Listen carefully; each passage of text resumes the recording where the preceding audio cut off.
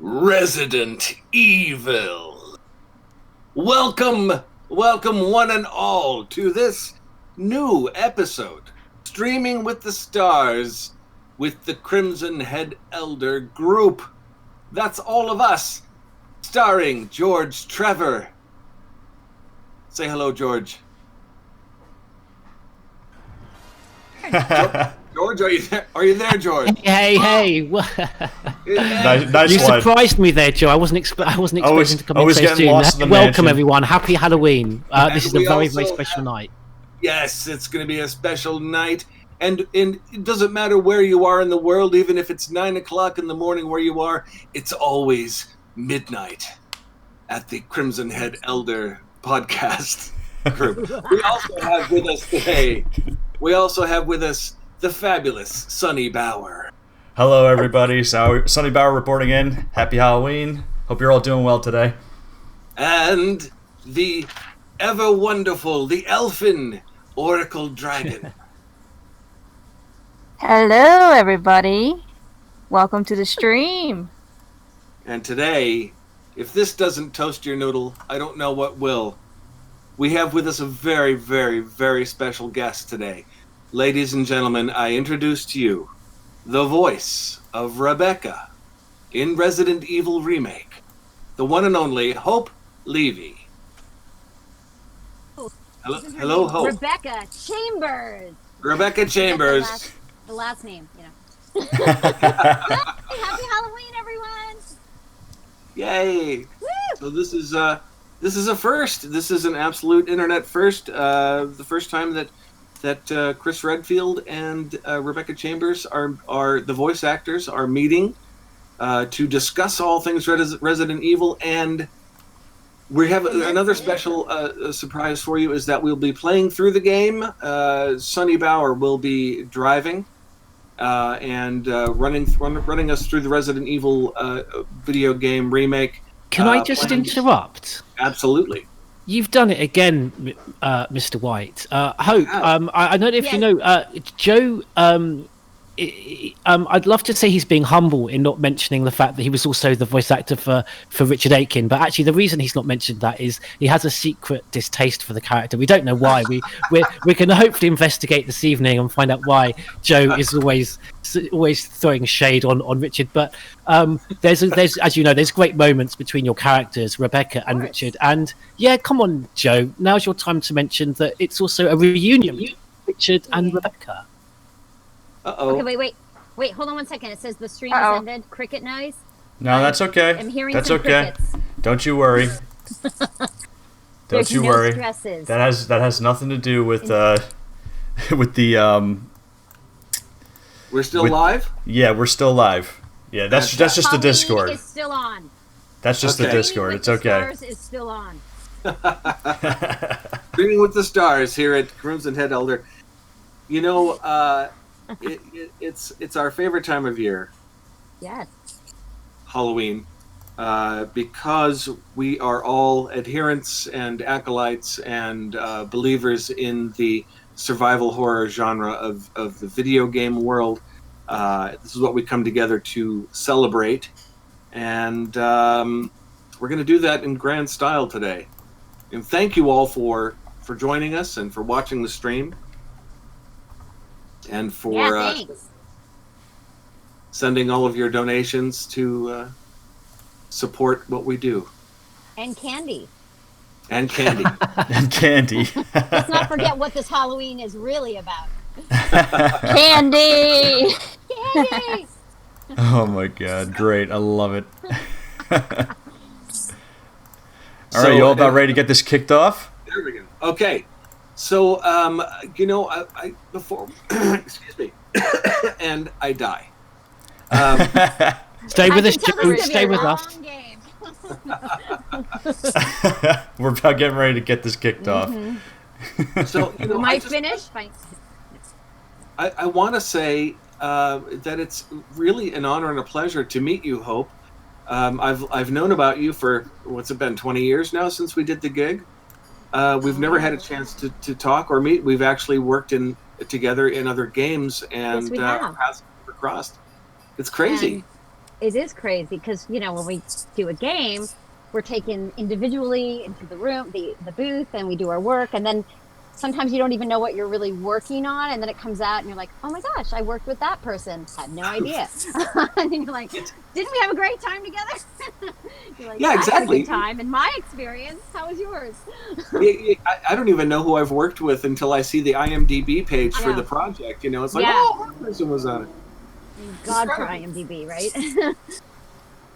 It seemed to have been a bit of a more disconnected experience back then, right? You know, mostly just voicing in the booth, but now, since video games have become bigger and more cinematic, they tend to try and get the actors to do the performances live with each other because it's for the motion capture and facial capture and the voices. They try to put it all in one big package, so more people are meeting each other now. But yeah, it's very interesting how that worked out in the past. That's why we're the vintage time period. When, I didn't even know what a game was. I mean, it's embarrassing. I'm like, what? What do you mean a game? You mean a voice? Yeah. I mean, this is really embarrassing. I literally, when I got this job, I was like, what do you mean? I don't understand. Because I'm a voiceover actress, but I do a lot of animation, and this was my first game. And it was a pretty lonely experience in the booth by myself. I couldn't even see our fabulous director, Carol Rougier. And that's right. I remember her. She was awesome. Recreating the moments for me. Because there were no visuals, I saw nothing. So literally acting in a box, a booth. So it was fascinating. And that was, you know, that's an interesting commentary on the gig itself. Is that, you know, a lot of people don't understand that doing voiceover is a very inside your mind job, because you have to imagine the environment. You have to imagine. Have I been running? You know, have I just been hit by something? Am I, in my case, as Chris, you know, I'm being swung around the room by a giant plant, and I have to act that. You know, you really have to be able to go deep into your childlike brain sections that allow you to just play and make believe. And not everybody can do that. Not everybody can pull it off. Yeah, it is interesting. Yeah, when you're not really being swung around by something, it's a little harder for sure. And can you do that with more conviction and less conviction? Okay, that was good, but can you do it a little less? What do you mean less? I'm being thrown. My guts are coming out. My blood is coming out. This is how I think I would sound. No, it's a little too much. Okay, sorry. Yeah. I don't know what that's like, and I hope I never find out. But it's, you know, and then they get to choose which ones work for the scene. But there's some moments that are a little over the top, like I was saying, like where I'm screaming at you, Chris, and then like you just walk in. I'm like, oh, hi, you want a cup of coffee? Yeah. Oh, great. Why were you screaming? I don't know. We'll get to see a bit of that today for sure. Can't wait. Yeah. All right. Let's do this thing. We're going to start a new game. We'll go from the very beginning. This will be a fresh experience for Hope, who's never seen this game played before. Oh my God. We'll go a little quiet at the beginning so that we don't talk over the cutscene, and you'll we're playing with Chris, so you'll get to hear Joe's intro. The famous flying around the... Here we go.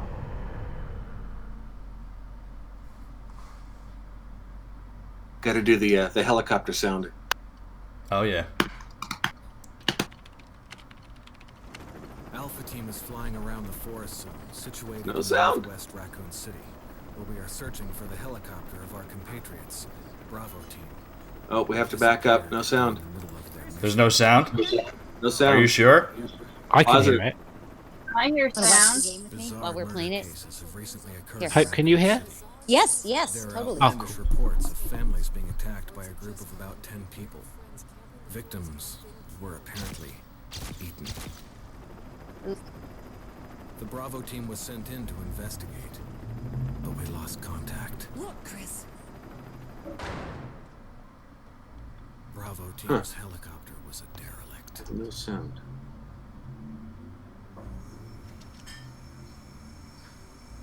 Save for the remaining body of Kevin. We'll fix you in a bit, Joe. Okay.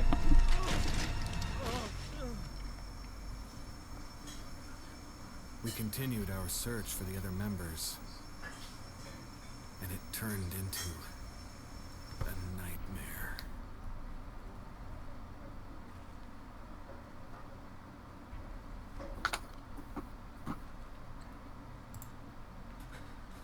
I just wanted to quickly ask, Hope, have you seen this opening before? No. Ah. And it's fabulous.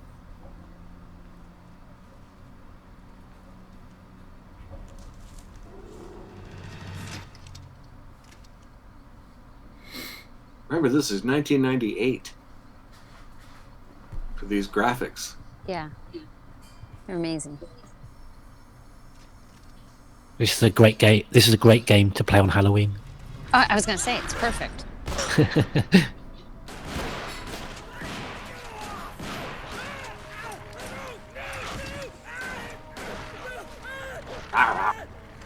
Bite, chomp, bite, chomp. I don't know what to do. There's a dog and he's... Really keeping the mood here, Joe. What should I... Nyang, nyang, nyang.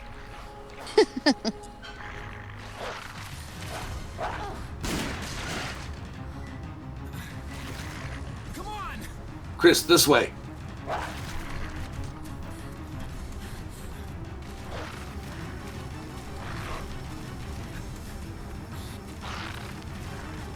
Now this right here where he goes and turns. Right here.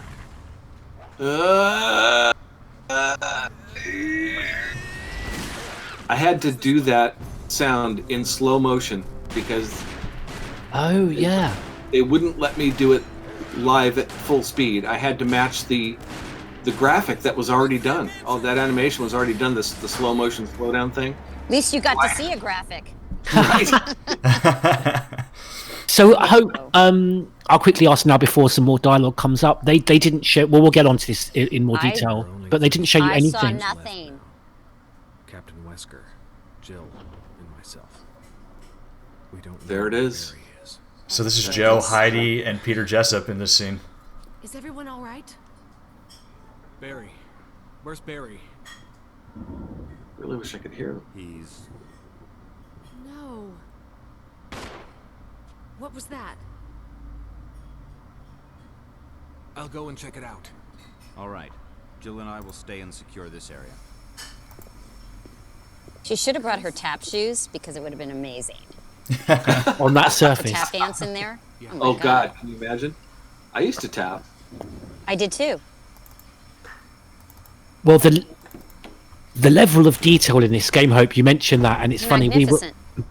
We were doing a podcast the other day where we each chose a video game in the Resident Evil series and tried to kind of debate that ours was the best. And Sonny here, his game of choice was this game, Resident Evil Remake. And Sonny mentions the fact that in this game, the sound differs between whether you're walking on that marble floor, but then when you're walking on these mats, there's a lot of very posh rugs in the Spencer Mansion, and you hear the difference when you're walking on the on the creepy floorboards. It creaks, and so it just all adds extra immersive atmosphere. And of course, the cleaning crew, totally underpaid to keep that house up. I mean, seriously. Totally. It's impossible. They could not be paid enough.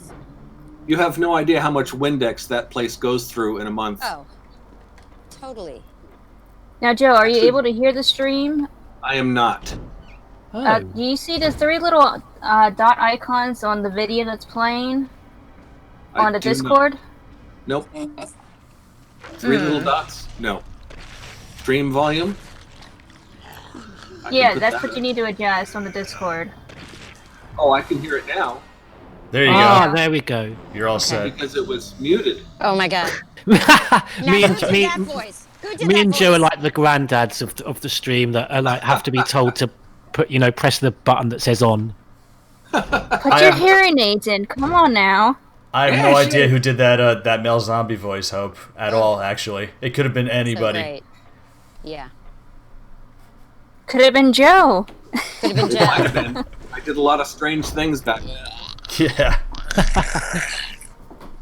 Wesker? Jill?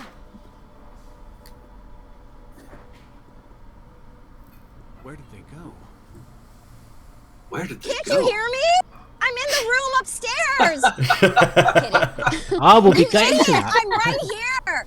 Hello? I can hear Rebecca, Sorry, but I can't see her. Well, that's not my problem. Not my problem. Oh man, loving it already. That's going to be the remake. The other remake. The remake. Director's cut. Door number 7. Door number 7. You go up the stairs. You make a right, a left past the bathroom. There's a zombie, and then I'm right there. No, but I don't have the key. I don't have the key. I need the key with the thing on top. Uh-huh. Not Why'd having you it. lock all the doors, Becky? Wash your hands. And take your shoes off. Oh my God. That's one thing that was very famous, I think, about the original version, that there were no bathrooms. There's no bathrooms in the RPD. That was it, isn't it? There's some Resident Evil buildings are very famous, hope for having no bathrooms. For no bathrooms? There's like one bathroom. There's like one bathroom in this whole mansion, in the whole design. The guard everyone's waiting. The guardhouse has more bathrooms than the Creatures. mansion does. Perhaps that was eventually that in fact was the source of the virus outbreak somehow. Right. Bad plumbing. Yeah. Bats and bad plumbing. Uh-huh. Exactly. You know, there's no kitchen in this place. Oh, no, there is. Downstairs. There is. Yep. There is. Yes, Yeah, there is, in very fact. sinister kitchen with sort of, you know, kind of unidentified slabs of meat lying around. Yeah, you go down there for a snack and you're in trouble. You become this. In Soviet Russia, this snack is you. And so in the story, Hope, your character, Yes. Rebecca Chambers, is already at the Spencer Mansion, and you know, Chris will discover her soon. I'm just kind of hanging out. Enjoying. I want you also to notice, Hope, that Sonny is particularly adept at avoiding these zombies. He doesn't even interact with them. He just runs amazing. around them. Wait, That's Sonny, how many fantastic. times have... Because he's played this how many times? Let me just give you a little bit of an idea. This is my favorite Resident Evil game. Oh wow, that dodge was brilliant. So many times. Wow. I can't give you a number, but many times, yes. A lot. Okay, so you know what's coming. You're like, yeah. Yeah. Have you ever tried to speed run this with just a knife? No, that's to tell you the truth. Despite how much I know about this game, I've never really practiced being like, you know, an experienced speedrunner or doing like knife only runs and stuff. That's for the real pros. Yeah. I don't have that much free time. So it's called speed gaming. Speed running, yeah. Oh, speed running. 'Cause I know there's speed chess playing. So Oh, yeah. speed running. Cool. Very cool. I think there are certain video games that lend themselves to speed running. I mean, I've always kind of been of the opinion that these sorts of games, these survival horror games, you know, why would you do that? They're so immersive. You want to check all the details. You know, there's so many details. And one thing that you'll see, Hope, I think you're already familiar with, is the fact that you find files and letters as you're searching around that have been authored by either characters in the game that you're controlling or non-playable characters. You know, like we were talking about our avatar names, and mine's George Trevor, and he was someone that whose footsteps through this mansion you get to follow. And as you're walking through the mansion, you pick up his letters and you read, you know, his own tragedy of, you know, of losing his family in this mansion and how he's lost in this mansion. And Wow. Anybody want to take a file read? How about that? Go We did for this with Joe and Heidi last time, Hope. Let's do it. File. The 4 masks. Okay. So, mask that speaks no evil, smells no evil, sees no evil. Mask that cannot speak, smell, or see evil. Okay. When all 4 fall into place, evil will awaken. Awaken, evil! Waken! Now! So Well, we hope Wakey. that's a Wakey, clue wakey. to a puzzle that, you know, the player has to kind of work out. Yeah. You know, and so there's gonna be 4 masks that you find and you place in this tomb that will then awaken, you know, something that you might, you know, what we might see that's, you know, lurking in that coffin that's suspended above. And in order to find one of those masks, we will hopefully be coming across Rebecca Chambers soon. Indeed. That's the thing that I love the most about playing these games. I really enjoy solving puzzles. It's a lot less for me about the actual fighting of the zombies, shooting and the killing and the knifing and the big guns and whatnot. I like to solve the little brain teasers, and this game gives you such a wonderful balance of both. You get to solve a lot of puzzles, and you also get to do the run and gun stuff, which can be fun when you have a lot of ammunition. These are like the early escape rooms, basically, right? Right? Yeah, exactly. The gameplay exactly. version. Oh my gosh, there he comes. Yeah. So that's a neat little feature there. When the zombies are on stairs, at least in this game, they can't grab you for some reason. It's just one of those gameplay mechanics. So they only just have them like vomit acid at you, basically. And they just kind of levitate and float. Yeah. You're essentially being attacked by a frat boy. Frat zombie. So let me trade this out, actually. So this is our first save room. This is where you could you get ink ribbons, Hope, and then you go to a typewriter, and you use an ink ribbon to save your progress. See, I would have grabbed that typewriter in a second because those are worth. They're a fortune. You know that. Oh my god, I'd be like, hell with it. I'm grabbing that typewriter and getting out of here. Forget saving. To take the whole typewriter. Forget saving. I want that typewriter. Carrying the typewriter around. Oh, you're gonna fight me, huh? I'll just save my progress right here. You can't do anything about it. I'll write you out of the story.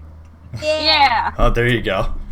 A magic typewriter. Just type whatever, and your wish will come true. Oh yeah. I'll be right back, folks. All right, Joe. Okay, Joe. We'll have some of the fan questions waiting for you when you get back. Okay.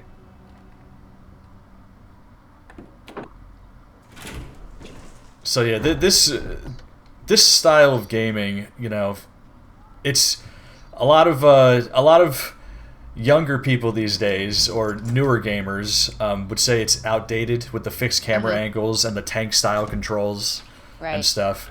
But I love it. I just love the way that there's always some type of camera angle that's it's almost like you're being watched. Yeah, it's like a Hitchcock film, isn't it? Yeah, it is. It is like a Hitchcock film or something. It's beautiful.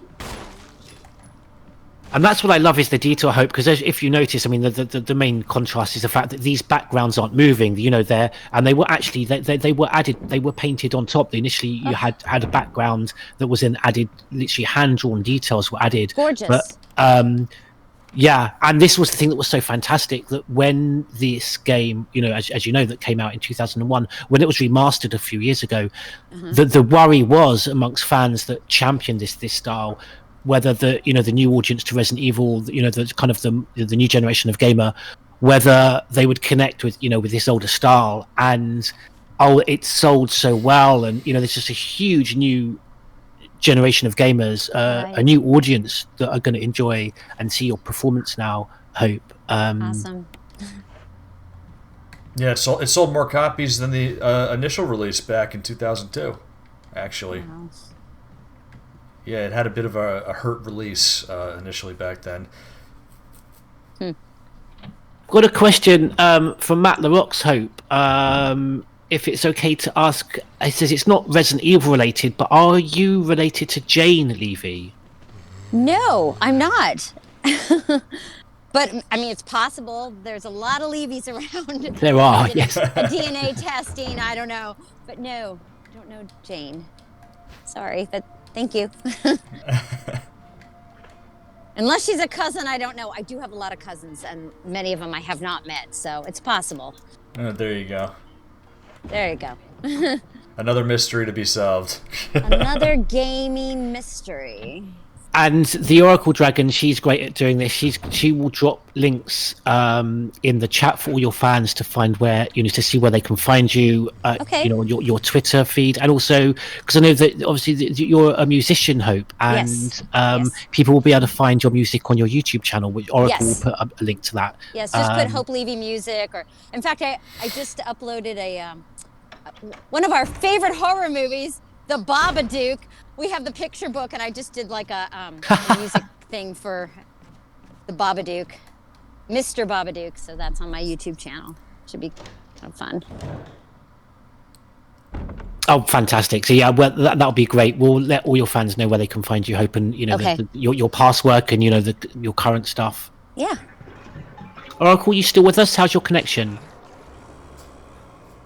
I'm still here. I got a cat on my lap, and she's biting. Oh. That's always good.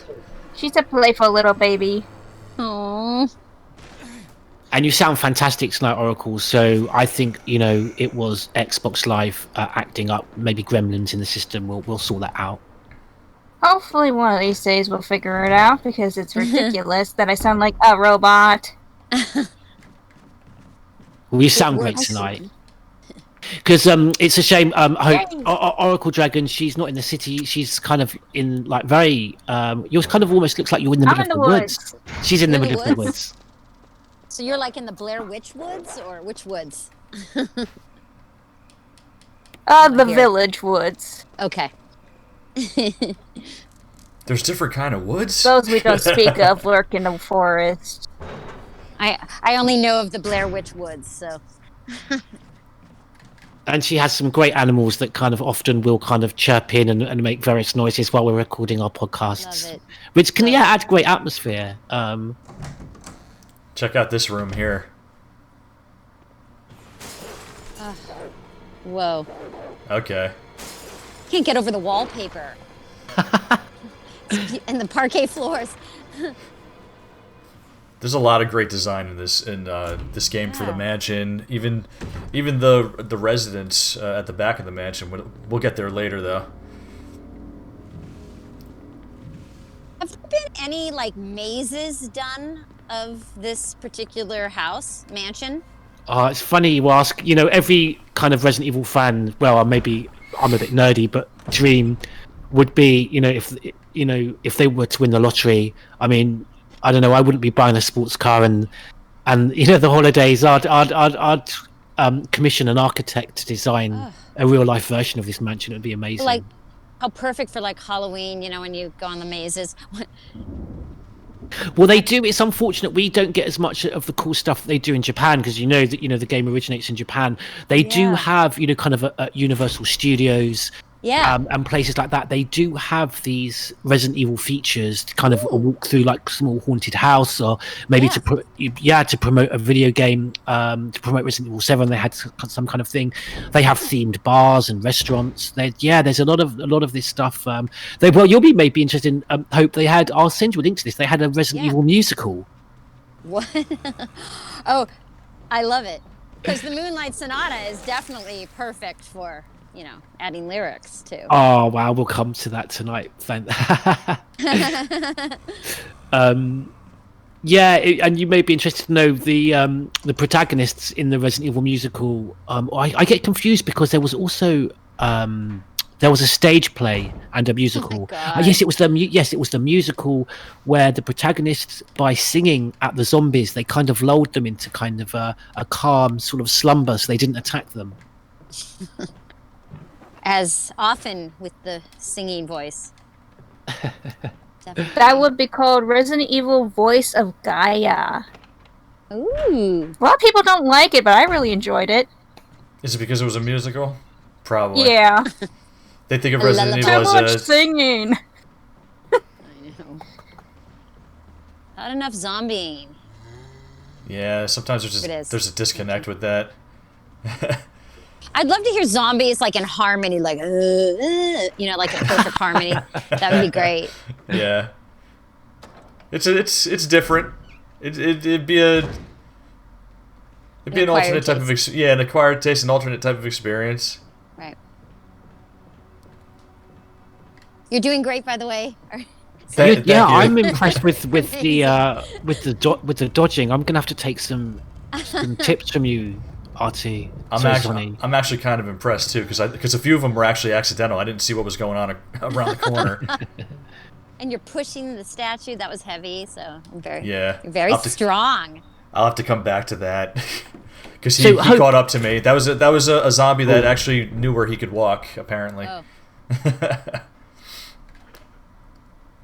So, What about Hope, you? how would you like to say? How did you sort of first come to the Resident Evil series? Did Capcom approach you, and kind of what were your initial thoughts about what you'd got yourself into, and this this new character of Rebecca? I honestly got an audition, went to my agency, my voiceover agents. I think read a few lines, maybe a paragraph, and then I got the call. Oh, you booked this game, and I'm like, what? What do you mean? So it was kind of like I think they did say, oh, it's this new game. It's been around already, but you're doing a new version of it, and you're playing a lead character.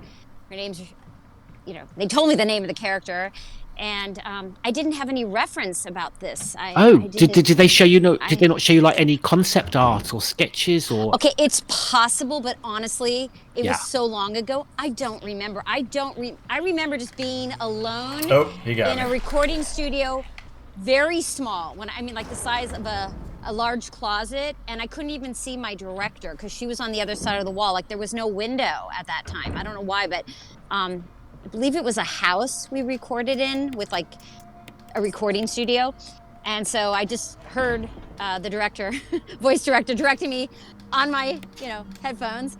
And then she goes, okay, now you're walking around the corner and, you're interacting with your possible love interest.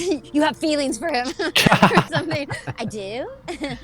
And I don't think she told me I was dressed in a practically nothing. Because I'm sure that would have changed my acting if I'd known.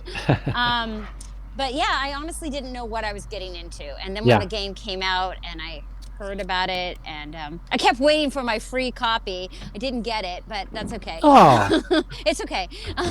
But it was like, and then people were playing it, and I kept hearing other people their experiences of playing. Oh my gosh, I love your character in the game. I'm like, oh my gosh, that's really great. And then of course people asked me, have you played it? And I sheepishly said, I'm sorry, I don't really play. I love voicing games, but I'm embarrassed to say I don't. You can do anything, but you can't do everything. And I put my energy into songwriting and auditioning and so that leaves very little time for gameplay, as in none. So I apologize. And as we mentioned before, I appreciate it.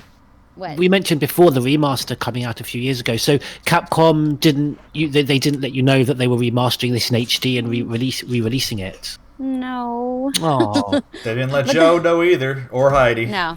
None of us, yeah. It's just like, wow, it came out again? Wait a minute, is this the one I'm in? Should have gotten some royalties. Yeah. It's kind of weird that the company, there's really no connection between any of the actors and Capcom. It's odd to me coming from the animation world where the voiceover people are treated with such respect. I remember I worked at Disney for 16 years, and whenever we had anybody in to do voiceover, just treated them so nicely. Right. But this game was very different. Well, it also could be like they were probably afraid to talk to us because then we'd ask for some financial compensation, maybe. Yeah, right. I think you're right. I was with a different voiceover agent also at the time, so it's possible they'd contacted them and they're like, "Oh, we don't represent her anymore. Goodbye." So right. I don't Who know. were you with? I at the time I was with Cunningham, CDSD, and now I'm with Arlene Thornton. I gotcha. Yeah. I was with Abrams Artists at the time, and I know them well. Now I'm with Imperium 7. Awesome. They're great. I love those guys. Yeah, they're good. We have a question from one of your fans, Hope. Matt LaRock asks, he says, just signed up for Hope's newsletter, and is Folsom Prison Blues a cover of Johnny Cash? Oh, yes, it is a cover. So I took one of my favorite Johnny Cash songs. I don't know, it just speaks to me. What can I say? And so I kind of redid it and made it my own. I think that's kind of fun to take a cover song that everyone knows and kind of put your own spin on it. Come on. So I released it on my CD, and I also have a video that goes along with it. So thank you, Matt. Thank you for asking. Yeah. I haven't heard any of your music yet, Hope. Well, then you'll have to go to the Hope Levy YouTube channel, find me, and just start, or go to my website, hopelevy.com, and I have a lot of music videos on there. Yeah, I do a lot of music. I actually have songs coming out in hopefully someday in a film that I am attached to. So we'll fantastic. See. Keep posted. Yeah, got to keep an eye out for that. It's in post-production right now. So yeah. Definitely be on the lookout for that. I love doing voiceover work, and I love writing music, and I love doing voiceover work. So. Well, one of the things that really resonated with me, Hope, is the music in this game. It's so atmospheric, and there'll be various. I mean, you were actually, funny enough, you were saying before in the stream that interested to know that there's a Rebecca theme from this. Is it that light piano? That da da da da da da? Whatever. We'll get to it. It was the one that was I don't think you were able to hear it when the stream started, but yeah, you'll hear it when we see you for the first time. Yeah. I love it. It's actually a little bit more like I don't know what the instrument would be. It's not it's not haunted. It's very gentle, but it's like it's not. I don't know how to say. I don't know if it's a synthesizer with like filters on it. It's a piano. Yeah. I'm sure. It should be. It's very I don't know how to say it. It's like the sound's very open. It's not like crisp, I guess. No, yeah. If it's the same song we're talking about, yeah, it's very melodic. And I think yeah.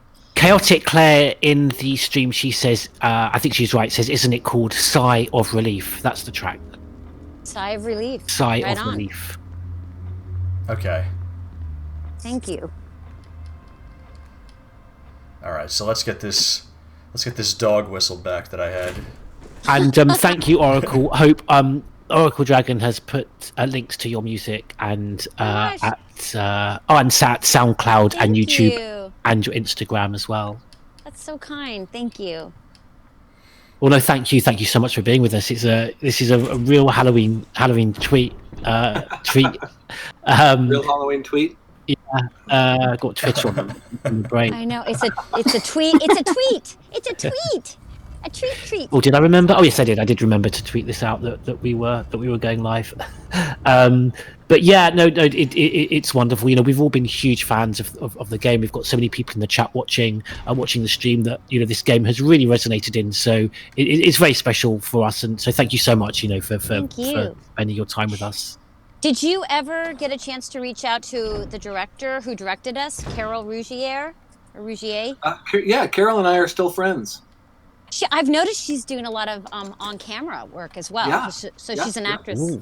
That's why she's a good directors make, good actors make great directors too. Knows how to talk to actors, exactly. Yeah. Well, I've always thought it would be so cool to do a stream and have one of the voice directors on at the same time, so out with one of the actors, so we could sort of listen and share their experiences together. Idea for a podcast, Mr. Whyte, maybe. Just tell her Let me hi get a hold for of me. Carol and see if we can set it up. Yeah. That'd be amazing. Wow. Get her on now. Carol, we need you, please. What was I thinking? Remember, help me. Carol, we kind of need you to come back. We have a Resident Evil live stream going on, and we need you to direct the characters. So whatever you're doing, just drop what you're doing. Get on Twitch right now. Please direct the actors in their own interview, please. No, I'm just kidding. Yeah, exactly.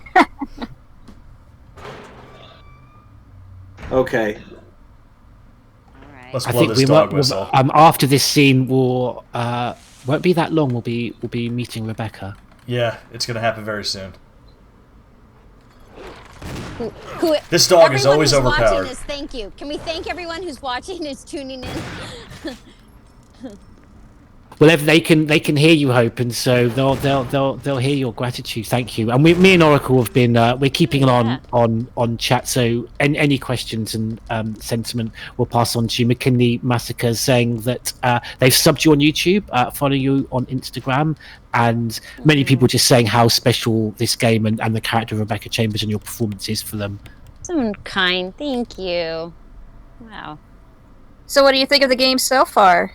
I'm loving it.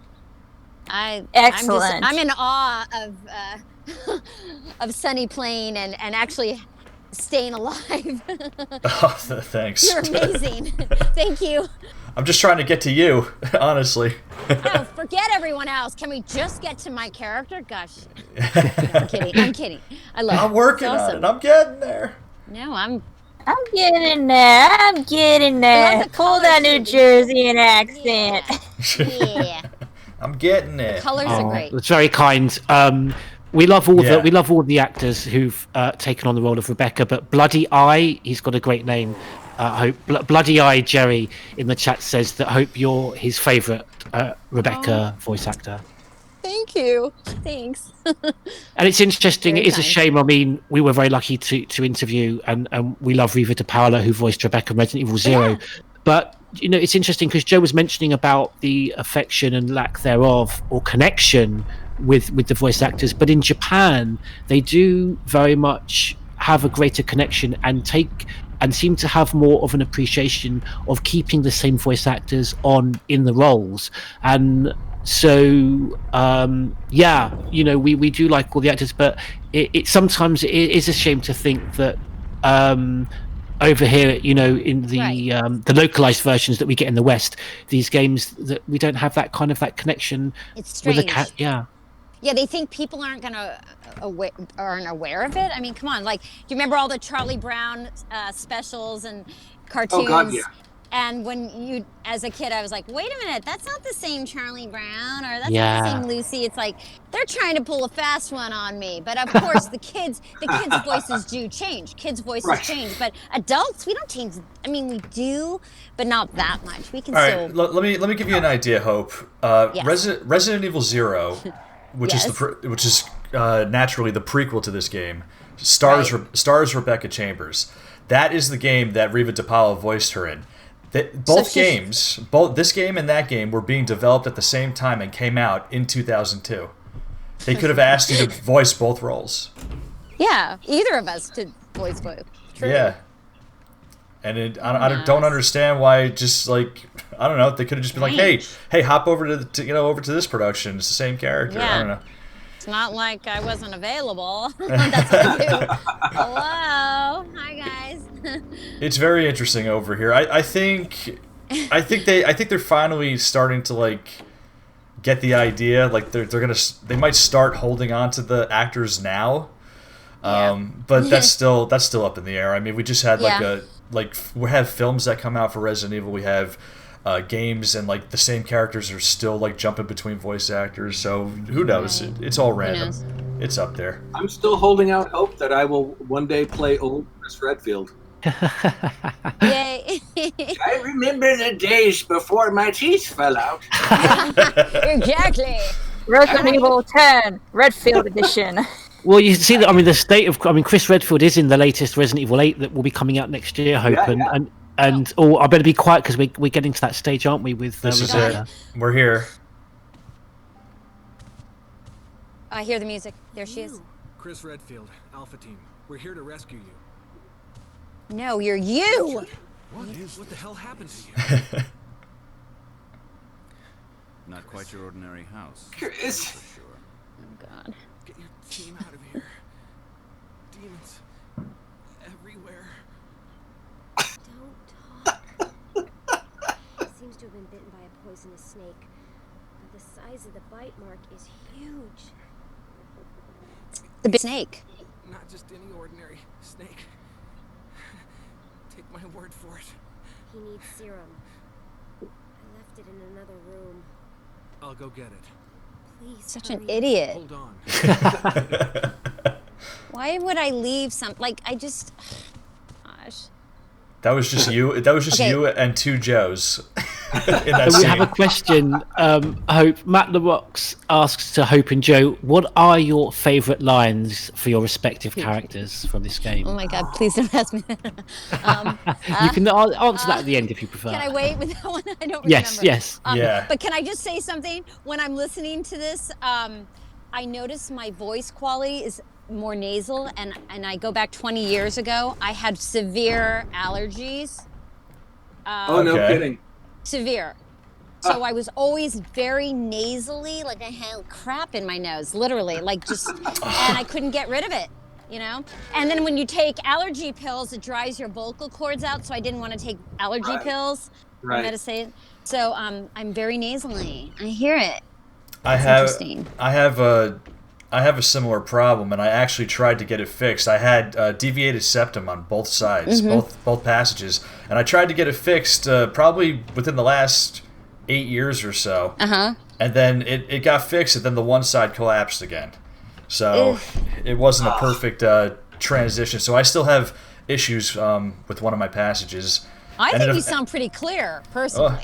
Well, I appreciate that because I go like every day, like almost being conscious of it, and I try to just work with that, you know. And you shouldn't have to do that, but that's just me, you know, with my overbearing perfectionism and stuff. I understand. So I'm a Virgo, so I'm a perfectionist. So I'm a Virgo as well. Wow. See, I knew it. September 6th. September 20th. Okay. All right. There you go. McKinley Massacre. Yes.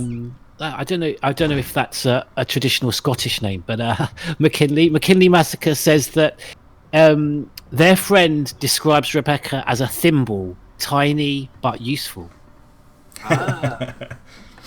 Interesting. Okay. Well, it's interesting about her character because she's 18 years old and she's a genius. She graduated college at 18, and she's like some kind of like prodigy or something with chemistry.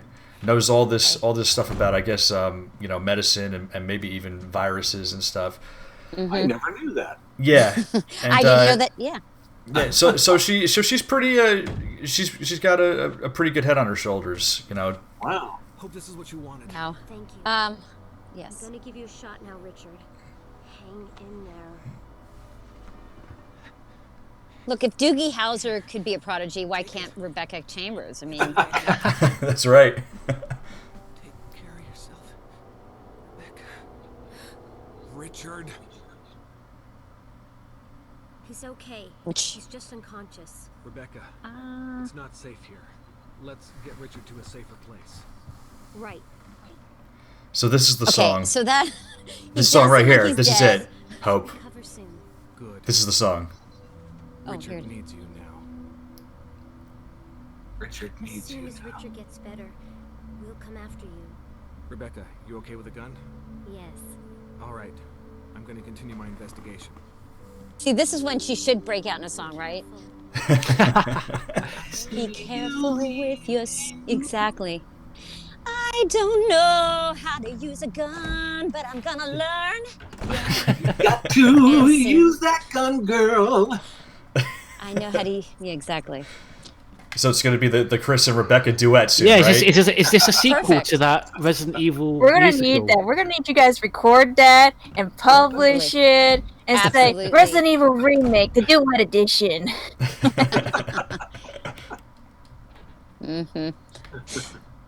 Lends itself to that. Perfect. A Resident Evil fan, another one. Happy Halloween, Rodriguez Jeremy. I can't stay for long, Rodriguez Jeremy says, but I wanted to say I'm a big fan of Joe, Hope, and the podcast. Thank you. Yay. Woohoo!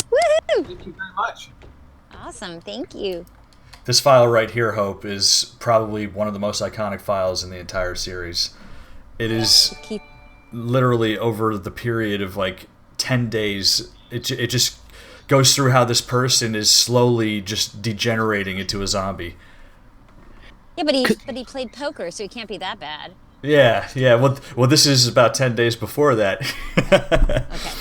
Okay.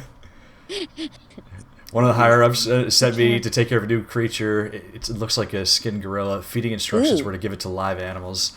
When I threw in a pig, the creature seemed to play with it, tearing off the pig's legs and pulling out the guts before it actually started eating. May 11th, around 5 a.m., Scott woke me up and scared the shit out of me, too. He was wearing a protective suit. He handed me another one and told me to put it on. Said there'd been an accident in the basement lab. I just knew something like this would happen. Those bastards in research never sleep, even on holiday. May 12th, 1998. I've been wearing this damn spacesuit since yesterday. My skin's grimy and feels itchy all over. The goddamn dogs have been looking at me funny, so I decided to feed them today. I decided not to feed them today. Screw them. May 13th, 1998. Went to the infirmary because my back is all swollen and feels itchy. They put a big bandage on it and told me I didn't need to wear the suit anymore. All I want to do is sleep. Just needs preparation H. You know, the problem is they don't have, there's no like drugstore to go to like quickly. This could have been taken. Okay, go. Yeah. Doctor, my son's a zombie. Give him a nice high colonic. He'll be fine. Perfect. Found Diet. Found another big blister on my foot this morning. I ended up dragging my foot all the way to the dog's pen. They were quiet all day, which is weird. His shoes were too small. You're gonna blisters, duh. Yeah, well, there you you think go. Zombies walk with them? Go ahead. Then I realized some of them had escaped. It's okay. Maybe this is their way of getting back at me for not feeding them the last 3 days. If anybody finds out, I'll have my head handed to me. May 16th, 1998. Rumors going around of the researcher who tried to escape the estate last night was shot. My entire body feels hot and itchy, and I'm sweating all the time now. Product placement would have been so perfect. You know what I mean? Oh, yeah, definitely. Little Gold Bond powder. Gold Bond, yeah. Gold Bond powder. Yeah. Are you feeling itchy and like your flesh is on fire? Try Gold Bond powder. Oh my God, how perfect. Did you scratch the swelling on your arm and a piece of rotten flesh dropped off? Do you have any idea what the hell is happening to you? Try Gold Bond. Exactly. Takes the itch and the flesh stays. Okay. Oh. So I did do a voiceover for this. Thank you for plugging that in the chat, Oracle. And I did it fully in character. And it's Joe. You've heard it before. Yeah. So this is so. I'll try and recreate it here. But I was sick when I did it, so it was perfect. So I cannot replicate that voice again right now. But go for it. May 19th, 1998. Fever gone, but itchy. Today, hungry and eat doggy food. May 21st, 1998. Itchy Scott came. Ugly face, so killed him. Tasty. Oh my gosh. 4. Itchy. Oh my gosh. Bravo. Yeah, I'm generally scared. You're amazing. Oh my gosh, that was so good. Thank you. Our very own Bravo. Sonny Bauer there. Great and there he is. There's the keeper coming out of the closet right now. Itchy. Boom. Oh, nice one. I just wanted my back scratched. Okay. I had a very quick favour. I just wanted to ask Joe and Hope, if they don't mind. Yes. We've got loads of your fans watching, on our Twitch channel now, and it's free. People can follow us, but they can also subscribe. And subscribing, they have to spend a little bit of their hard-earned money, and that's a feature at Twitch that everyone has. And can I just we've got 2 real big supporters of the channel that are in the chat at the moment that have been gifting basically subscriptions to other fans in the chat, so basically paying for these people to have their own subscriptions to our channel, and they get little kind of bonuses. They use zombie emotes and things like that. So yeah, we've got Nelly and Jerry, both from your part of the world over in North America. But Nelly, if maybe you guys would want to thank Nelly and Jerry. Nelly and Jerry, thank you so much for subscribing and for supporting the channel. That is so amazing and generous of you. Thank you so much. Grateful. Grateful for your support. Yay. Thanks. Somebody sure knows how Thank to you, Hope. Most of the medical supplies here are from No, Over thank to you, God. Joe. You could do your thank you in character. Only the biggest taxpayers around here. They make most of these medicines. Oh, have we lost Joe? Homegrown and I could do it in character too. I just Thank you. I didn't want to put you on the spot, but Wait a minute, I know wait a you. minute. Jerry? Wait a minute.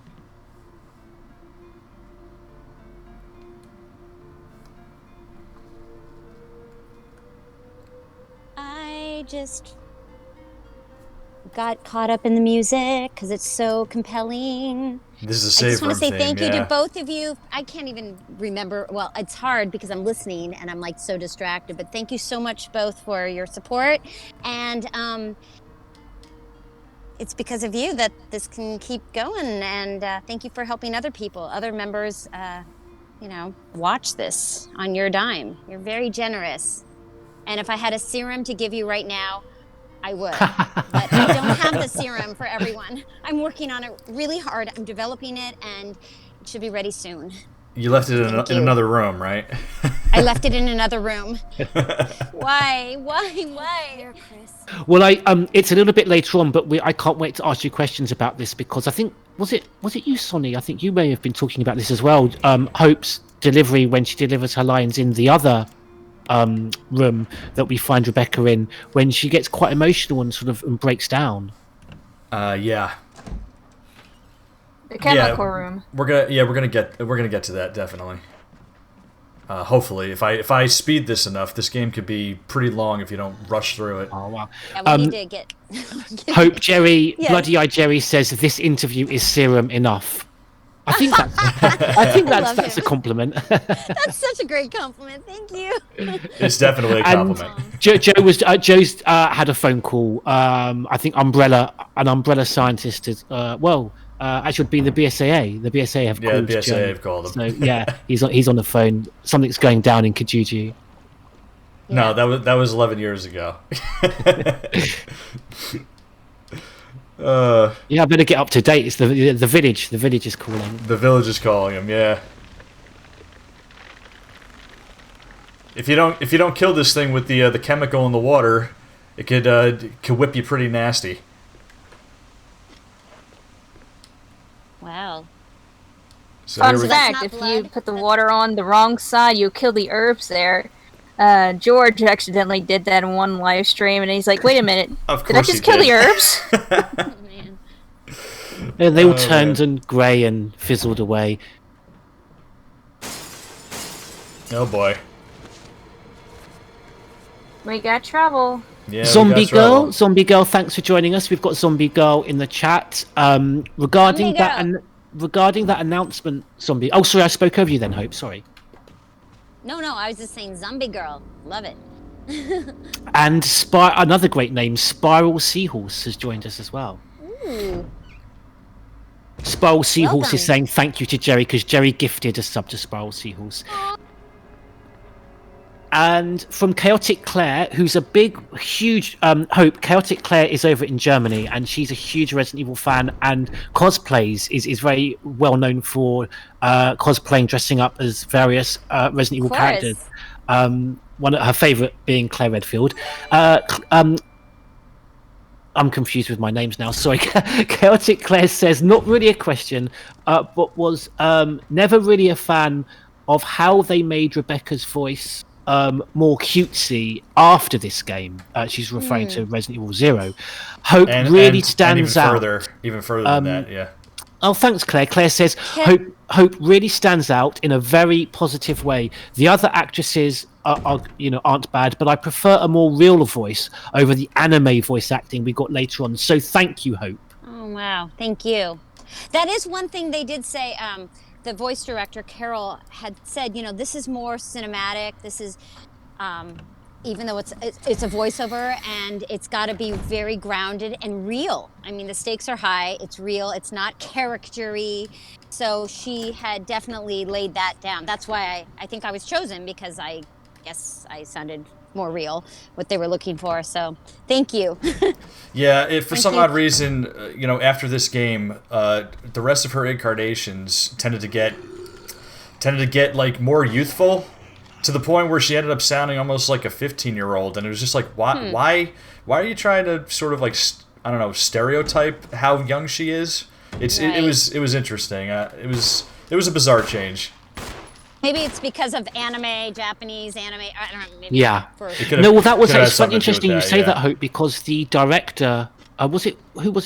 Correct me if I'm wrong, Sonny. It may have even been Shinji Mikami, but one of the directors or producers of Resident Evil, when in talking about Resident Evil 0, referred to the character of kind of, they wanted to appeal to that Japanese market of having like a kind of almost a more submissive female character in you know, not how she was portrayed in your game, but you know, in the later prequel Zero. I think they said that about Rebecca was very much submissive in the original version of this game, not this remake. Shinji Mikami was against creating Rebecca because they wanted her to be that type of character. But for all I know, I think Shinji Mikami remade this game and they chose Hope because it didn't sound that way. It was kind of like sort of like fixing the character with the remake. So that's the way that I took it. Thank you. She's gonna wear those shorts. She better sound grounded. That's all I can say. That's right. I mean, come on.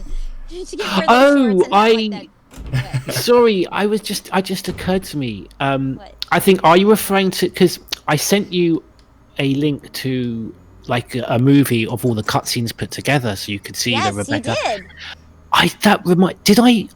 Maybe I forgot. Did I have an old man moment? But I thought to myself that I should email you and let you know that I think in that footage someone was using an alternative costume for Rebecca. Oh, you did. You did say that. Because I didn't want you to think. Was it the that's cowgirl not her outfit? usual. That's not her usual costume, I must say.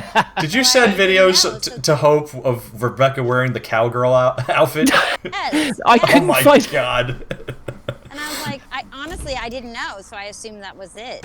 Guys, can I apologise, and especially to quite rightly so, to anyone that thinks that all joking aside, that kind of demeans the character. It totally does. Yeah. No, I think that was the only link that I could find that had basically HD quality and was all the cutscenes put together. But I mean, you can see, while Sonny's playing, that Rebecca's correct medic uniform. But that's an interesting point because you get these bonus costumes, and I have to say some of the male costumes are as ridiculous, perhaps not maybe as objectifying, but I wondered why you were referring to the shorts, then I realized, sorry. No, in my brain I still see that. I'm sorry. That's my fault. I'm so sorry. I'm definitely playing with her wearing her Stars uniform, so. Right. So thank you. Yeah, you got it. Oops. Just all I'm saying, Hope, is if you think that's bad, don't look at some of the concept art for some of the other female characters in the later games. Yeah. Remember, this comes from Japan as well. Yes. Okay. I saw a very interesting article yesterday about the different fashion trends in Japan right now. They're very specific. I mean, and a lot of them are based on anime and cosplay, and but there are all these different levels of sort of costuming that people fall into these separate little niches of how they dress, and this is how people are going out into the public. This is not for anything special. This is just people will take on a certain look, a certain genre of look, and they'll go out, and that's their deal. Some of them are, for girls. Some of them are like schoolgirl look. There's a thing that's popular with guys where they dress up like greasers. Like from the 50s with the black leather jackets and the hair swooped back, and that's like a whole subculture. Yeah. Really interesting. Well, there's rockabilly look, obviously, and then Where did you see this article? Was it online or was it in an actual printed paper? Or? No, it was online. It was just a news story about fashion trends in Japan. Interesting. I'm going to look that up. Yeah, if I can find the article, I'll send you the link. I mean, there are so many in the community. There are so many Rebecca Chambers cosplayers, people that really resonate with the character, and wow. Well, it's interesting. I have to say, when I did this, I mean, my hair is brown and my eyes are brown, and it was short. So I don't know if they took pictures of me and then went, oh, we're going to make her look more like. I don't remember if they took pictures. They probably took a picture of me. Joe, did they ask you to wear any kind of shorts and cowboy gear for? I used to look just like Chris Redfield in this. I used to have the muscles and the. No, I'm kidding. I never looked like this. I really honestly would not be surprised if you know, because I've noticed it. Just by looking at the voice actors and the characters, that there always seems to be at least some type of similarity with their looks to the person who is voicing them, even though they still hire face models to be in the roles. But there always seems to be this type of similarity. I would agree with that. I think you can definitely see, whether it's coincidence or not, there's definitely familiarity in. I certainly see that with Heidi's character and with Hope's character and with Joe as well. Even Peter Jessup, he's got like that sort of like those steel blue eyes, and he's got like that look that like he could totally do a Wesker type of. The young expression. Joe puts himself down. The young Joe Whyte was a very dashing young man with his dark hair. Yes, the young Joe Whyte had it going on. I had the mojo. I lost it somewhere around the age of 40, but you know. Your voice has it still, so. You still got it. The voice is still there. Yeah, I agree with Hope. Then why am I not booking more often, Hope? Why am I not booking? Way to put her on the spot there. Now. Everybody does voiceover work. Well, we'll look forward to that. McKinley Massacre says Rebecca is one of, so I don't know, his or hers, their main character in a Resident Evil comic that they're doing. Wow. Cool. Yeah, she's a hugely popular character, Hope. Wow. And yeah, no, I have to say, with all of us, your performance really did resonate and really does bring the character to life. Oh, gosh. Thank you. Very kind. I know it's a while away, but I'm looking forward. Perhaps we can talk about any voice direction you were given during that scene when Rebecca does sort of break down and starts to cry. Yeah, well, we got to get there 20 first. years ago. Oh yes, we do. That's the interesting thing. We forget. You know, you say 20 years. You know, 2 decades, and it's because of your performances and how strong this game's resonated with us that it doesn't feel dated, and we constantly forget. You know, it feels so relevant still. Right. You know, I'm gonna backtrack here. I gotta go get an item because we're gonna get to Hope's next scene. The piano. This will be. This mansion is gigantic. It's amazing. And we'll get to it because I think Joe's character Chris is very rude to you about your piano playing initially. Yeah, he is. Yeah. He actually is. He's ruder than in the original game. Kind of offended, actually. Don't hold it against me. It was a long time ago.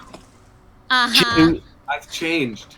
That's what they all say. It was a long time ago. We weren't in the same room when we were having the conversation. You know.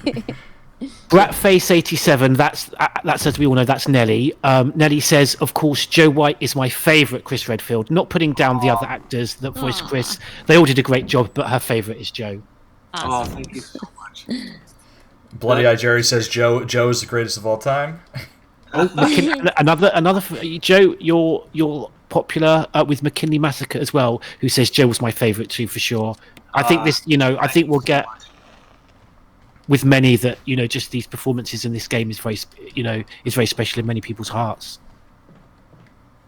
And I think that's the thing that makes me the most happy, just knowing that something that I did, even if it was 20 years ago, that it just resonated with even if it was just with a few.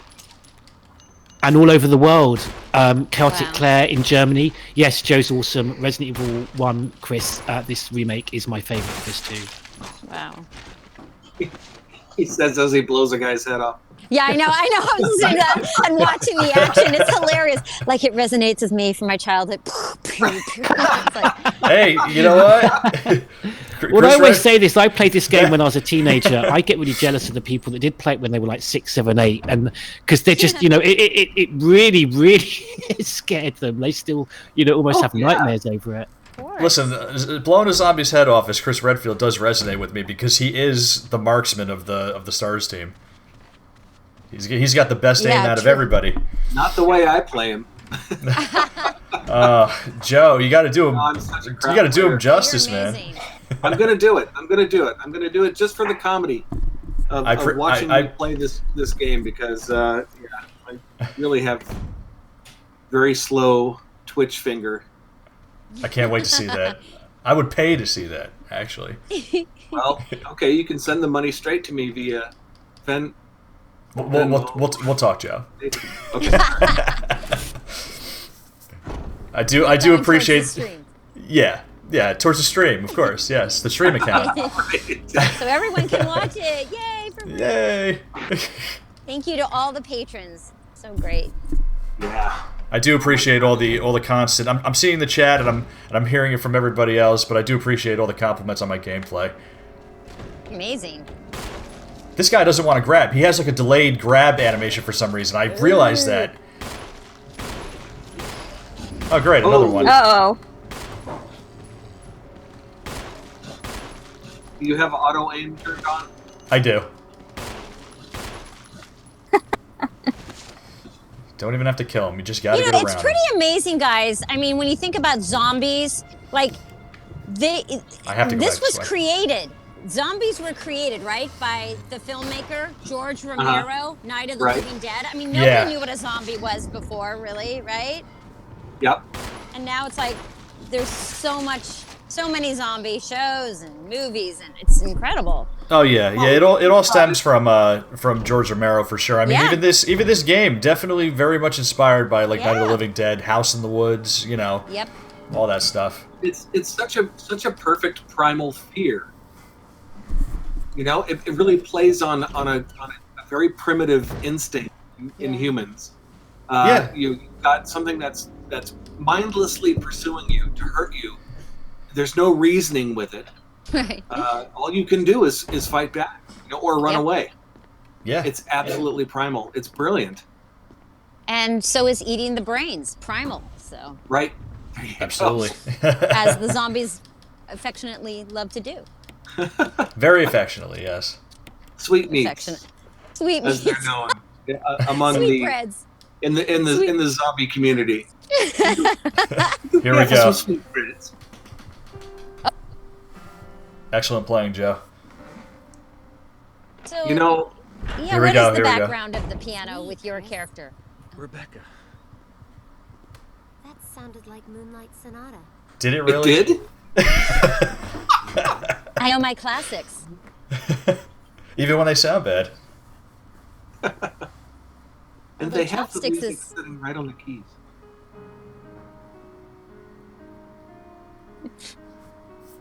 Oh my god.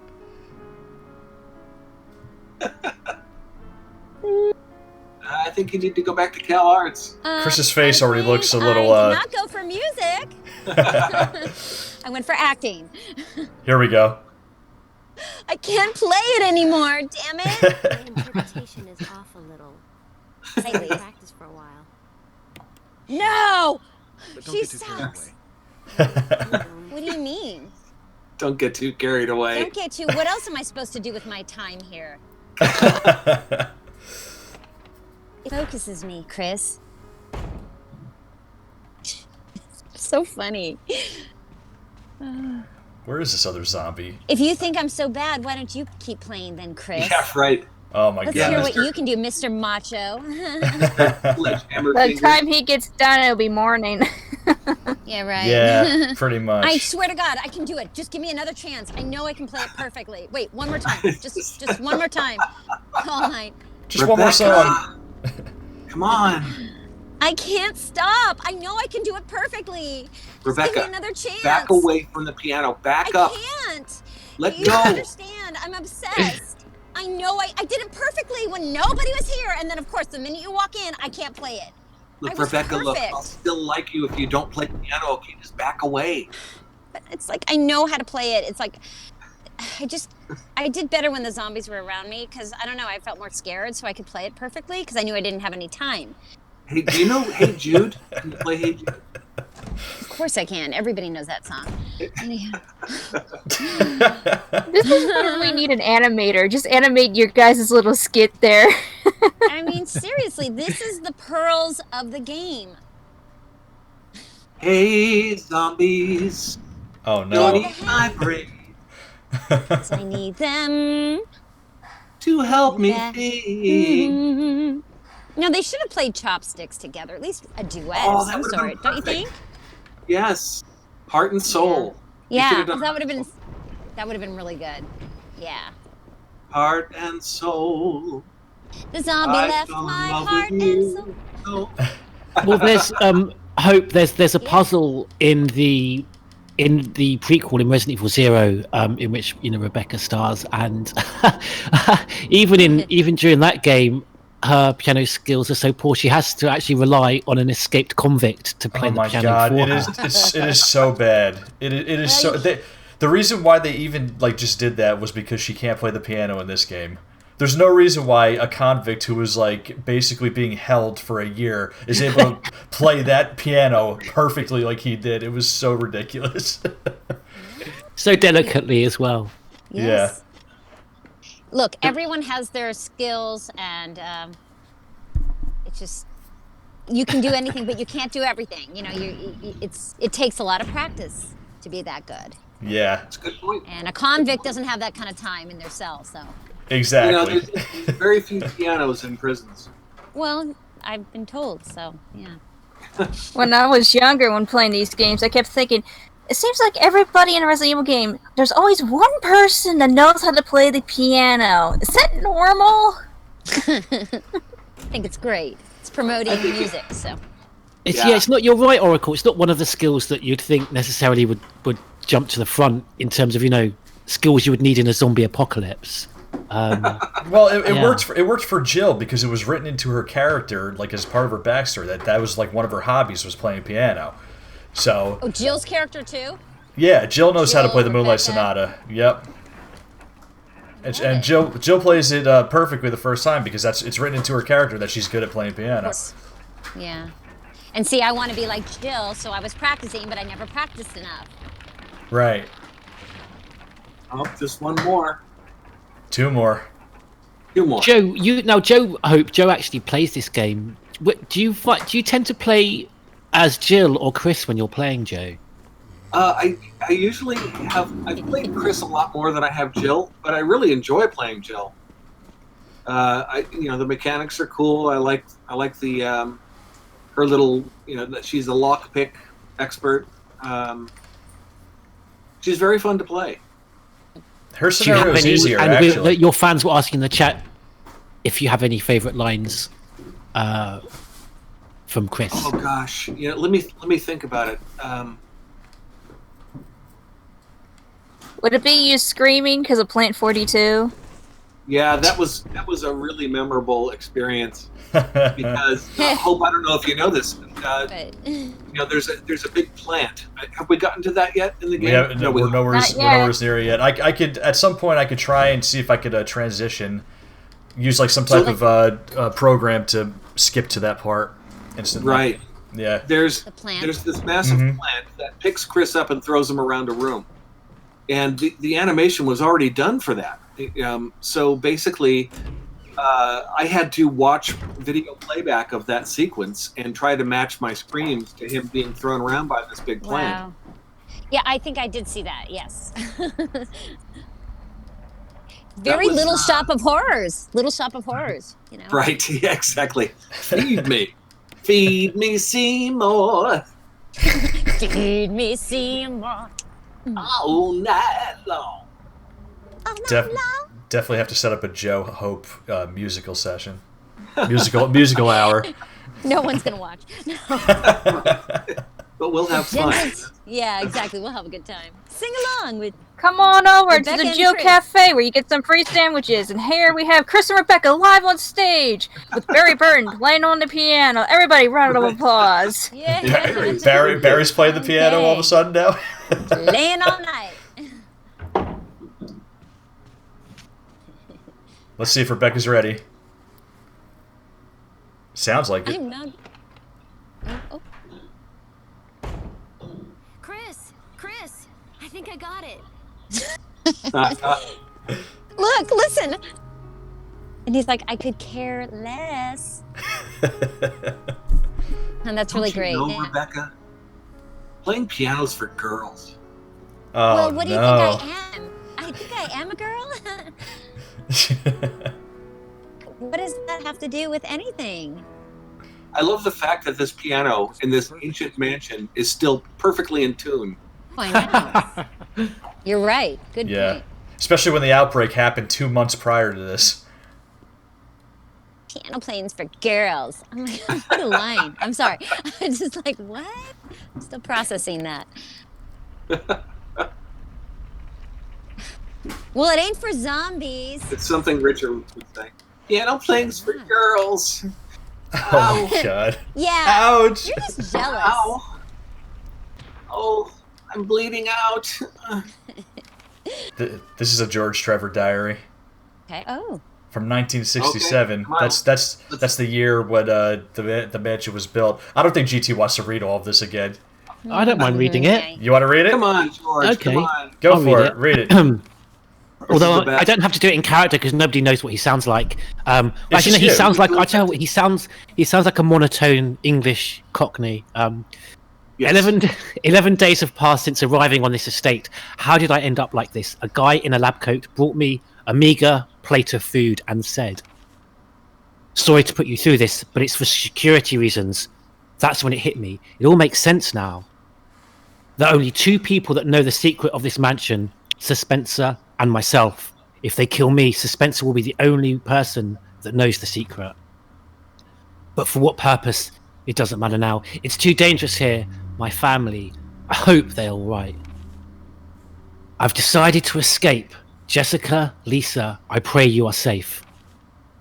How could I have been so careless? I lost my favourite lighter, the one Jessica gave me for my birthday.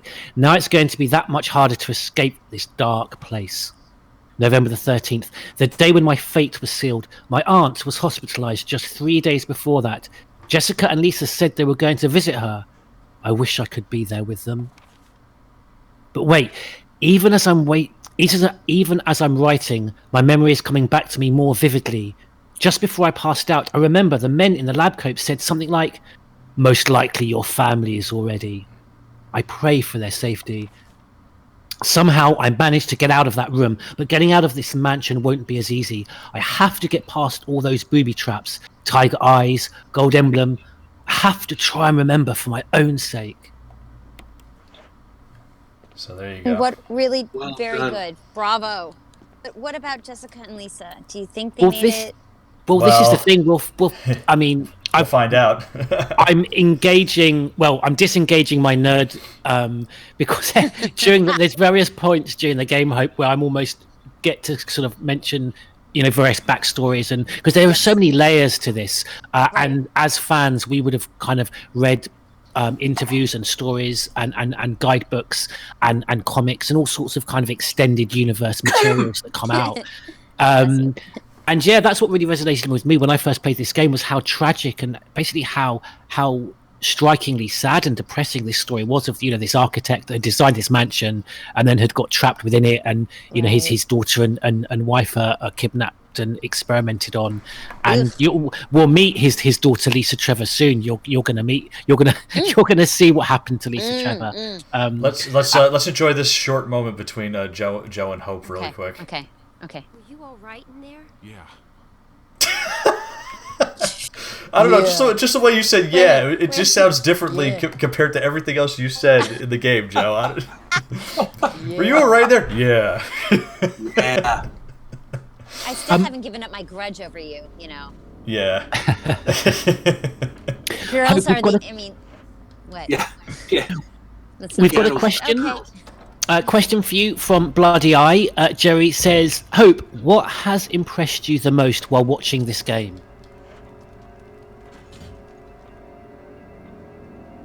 Wait, who's the question for? Question for Hope. Jerry asks Hope, sorry. what's impressed you the most about this game? I said, Joe, this is for you. Joey, what has impressed me?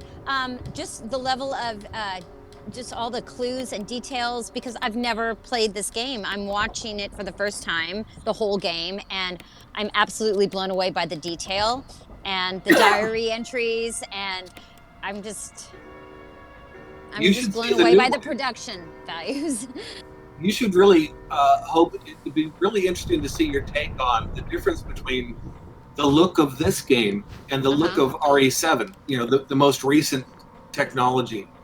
I would love to get your take on that. I would pass out. No, I mean, this really is ahead of its time. I can tell. No, I've seen games nowadays, but this is just, the level of detail is just gorgeous. No, and you're absolutely right. I mean, I think you've mentioned you don't come from a gaming background, but when this was first released, it was kind of one of the headline games on the new console, the GameCube at the time, and people were absolutely blown away just by the beauty in these pre-rendered backdrops. I mean, Joe, I'll let you speak on this. You speak with your CGI background. You were talking about how they added to the backgrounds, didn't they, with hand drew extra details on top of these scenes. Right. Yeah. Because these are previous. They're pre-rendered backgrounds. So they, once they render that model, they can go in and do a 2D paint over touch up of any of those frozen scenes because they're not live 3D. He's not moving through a live 3D. Right. He's moving through pictures, essentially, in a way. Right, essentially. Right, exactly. Yeah. The only things that are animated are Chris and maybe like the flicker of the light above him or something. Yeah, like the lights. This. The candle lights and that. Right. Beautiful. It's right. Like the blinking of the light. Like those are the only things that are moving. Everything else, there's a model for it, but you could literally paint over it like it's a picture and touch up all the details. Exactly. Oh. I mean, to me, this is so effective. It's great. Oh, it looks fantastic. Don't go in there. We're going into. God, be careful, please. Stay alive. No matter the cost. We're in the attic. I will find you. I'm not the smartest with the gameplay, as I said. So if God forbid you already get eaten, does that mean we go back to the beginning or we go back to where we just left off? I don't know how that works. You either go if you haven't saved, you go back to the beginning. If you have saved, you go back to where you last. Yeah, I haven't. I have not saved. Actually. Please save. Please save. Well, I'm gonna let Chris just get bit once. See, Hope, I'm old enough to remember. I'm from and Joe might want to comment on this. Not saying that you're old, Joe, but we're from a generation of gamers where, I was saying this to my son the other day that you couldn't save, and you had like 3 lives, and when your 3rd life, each time you died, you go back to the beginning. Right. And games were remorselessly unforgiving. Brutal. Yeah. So you ready? Here we go. If Chris gets bit, he gets poisoned. Check this out. Okay. Let's... Poison. Chris! I need serum. Serum? I remember seeing it. I'll be right back. Just hang in there. So check this out, Hope. What a performance. What an act. Should have been a medic in real life. Look who we're playing as now. We're playing as Rebecca. Oh my gosh. Make me proud. Come on. We're gonna go get that serum.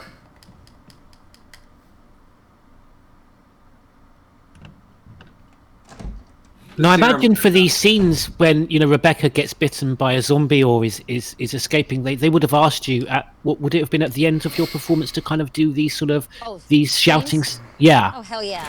That's one good thing that they knew to do back then. Yeah. All the screams the last hour, because if you're gonna scream, you have to give it your all. And oh my god. Oh yeah. Yeah. Oh, I don't even scream. I'm just like, get it out of my face. I like how that zombie went, oh! She's like, gosh, I don't have time for this. I gotta get serum. No time for zombies. That's the No key. time. No time. Yeah, whatever. Serum. Joe, as a huge fan of this game, have you played Resident Evil 0? Yes. Love it. Okay, yes. We do have time to sit down next to Richard, though. Okay. Is he asleep still? Wait, let's He's find still out. asleep, yeah. Oh, Richard.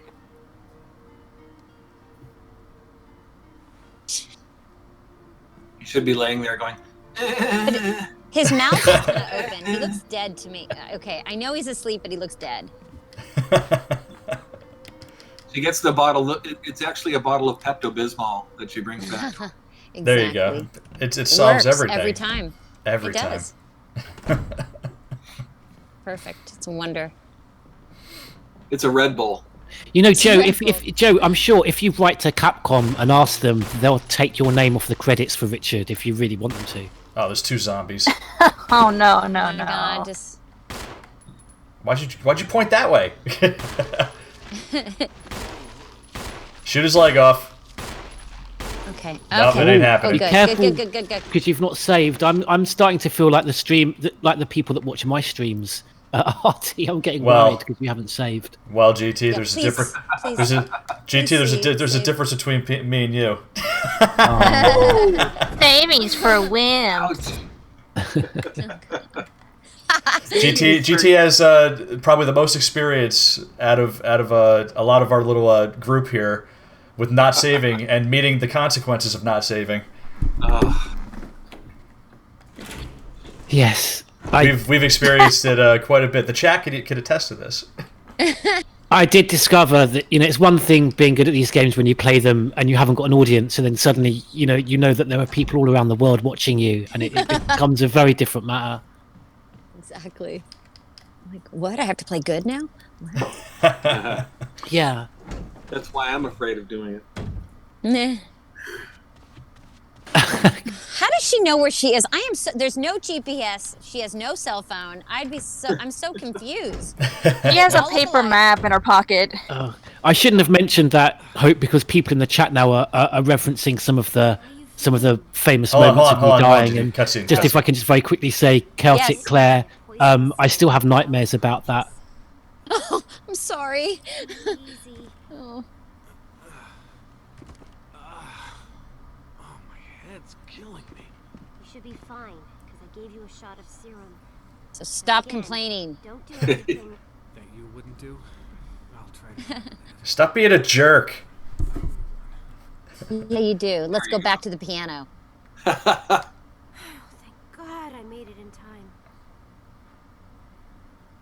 All he does is nod. And he's like, yeah? And you point? Rebecca's looking at you with an anxious expression. That's the thing about Rebecca, though, is I feel like she has little experience. She's the rookie on the team, but I feel like she just wants to try and do the best that she can by her team. Of course. And there are a few important things that she does in this game without being an experienced combatant. Oh my God, hold up. Let's get out of here first. Yes. Please. We got Is this the trouble. plant room? Is this the plant room? No, not quite. We'll get there eventually. Okay, so we got the mask. Oh wow, you've got a crimson head. Yeah, that was a crimson head. Yeah. Crimson heads are nasty.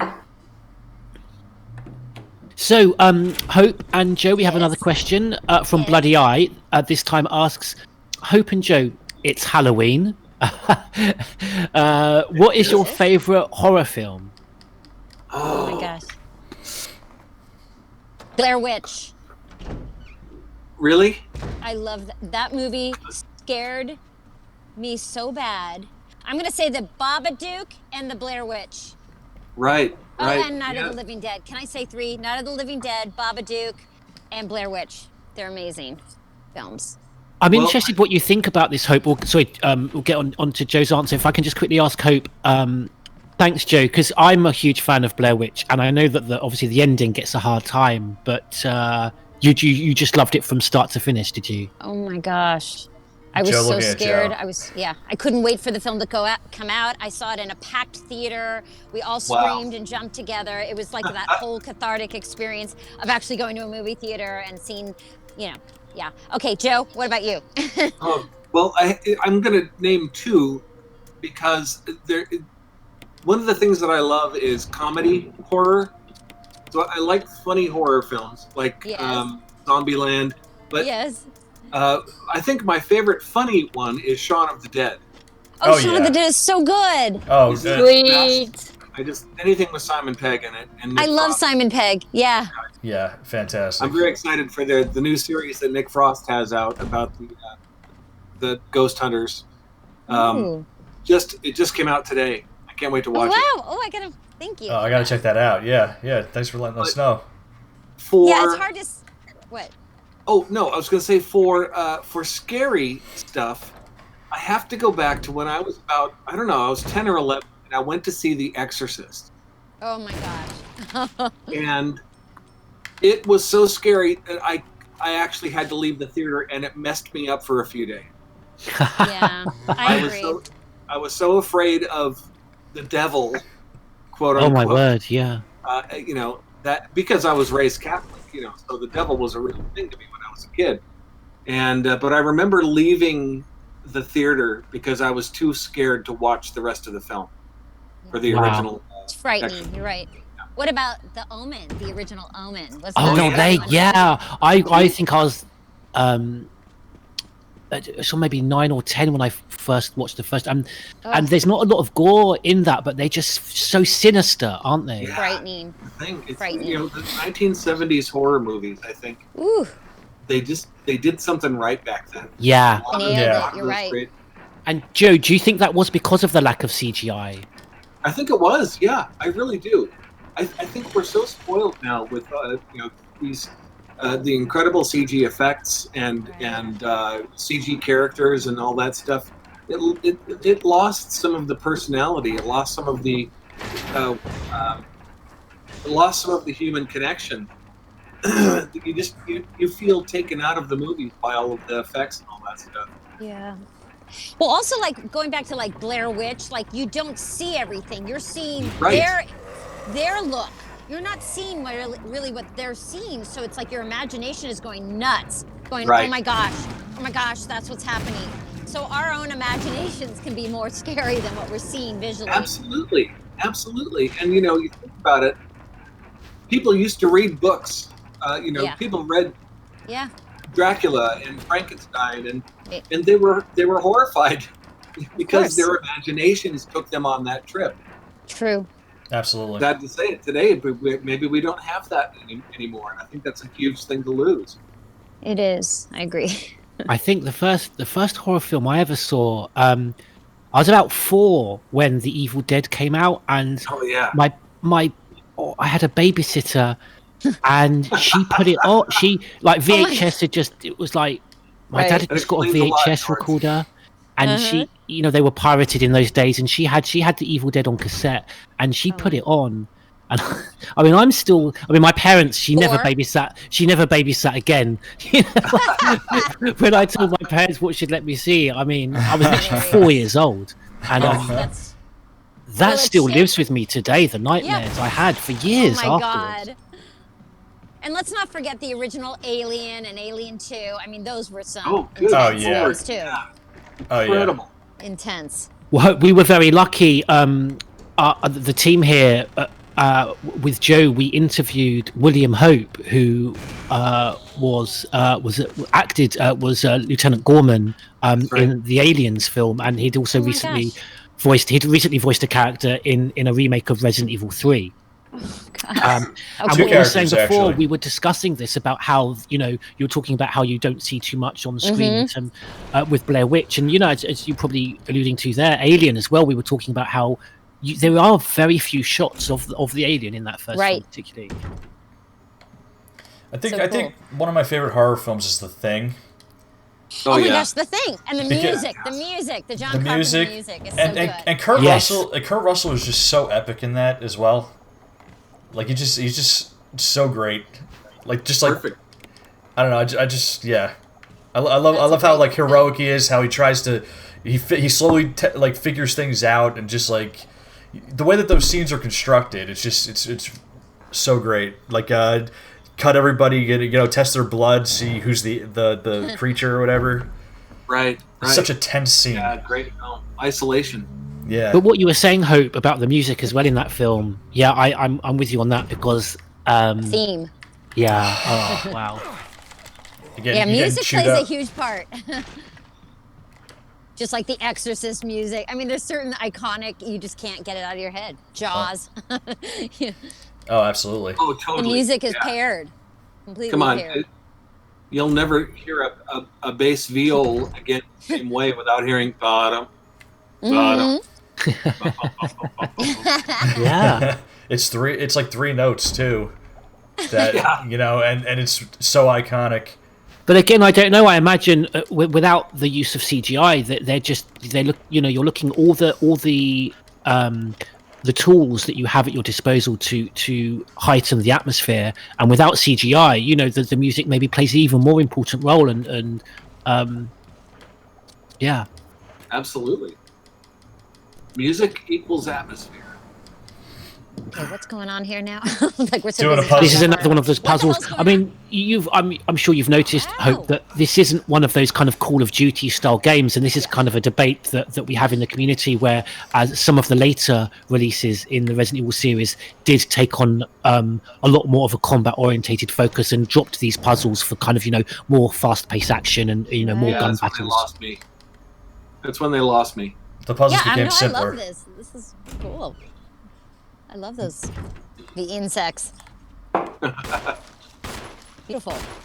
Well, I mean, Sony is making these puzzles look easy, but I've got to tell you, in my first playthroughs of this, when I first played this game, I was struggling to progress for months, and that's the great thing about these puzzles, Hope, is that you kind of tantalizingly see these areas of the mansion that you can't get to, and Right. it's these puzzles that open up those areas and let you explore further. But With a I great was player. I was having to read game guides and phone helplines. They were literally back in the day. You had helplines you would phone Oh up. my god. Yeah. I remember that. Helplines. That's funny. I remember playing the Zork games, and they had hint lines that you could call. It was kind of like 976 numbers. You could call and get a hint Yeah. that would move you forward in the game. That's funny. I remember my And it then was girlfriend at the 99 time just looking at me with contempt and just like, "What the heck? You're." I think I was in my 20s then, and you're phoning a, yeah. I think this was for Zelda, guys. This was for Ocarina of Time. Wow. Oh wow. I was stuck on. Yeah. That's a lot more mild than Resident Evil. Well, that's a wonderful game. Yeah. My two all-time favorite games are Ocarina of Time and Resident Evil. This remake of Resident Evil. Wow. I love those stained glass. How they're in color.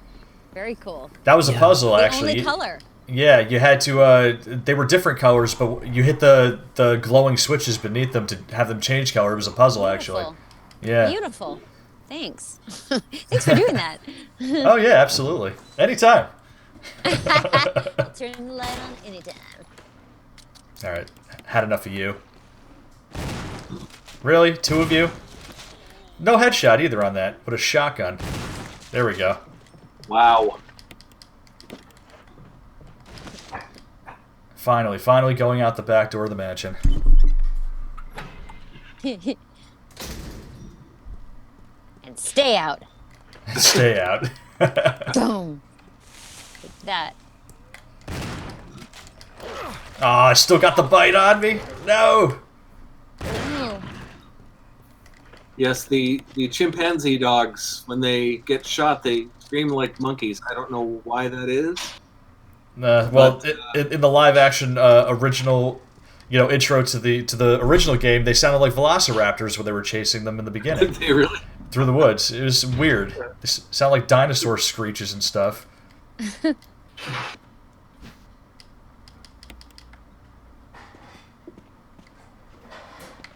We're in a shed now, and we're going to go into the woods for a bit.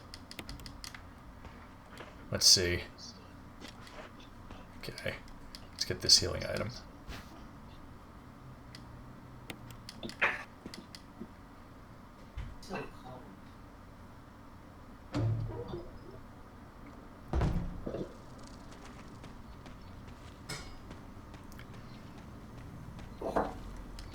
Another puzzle.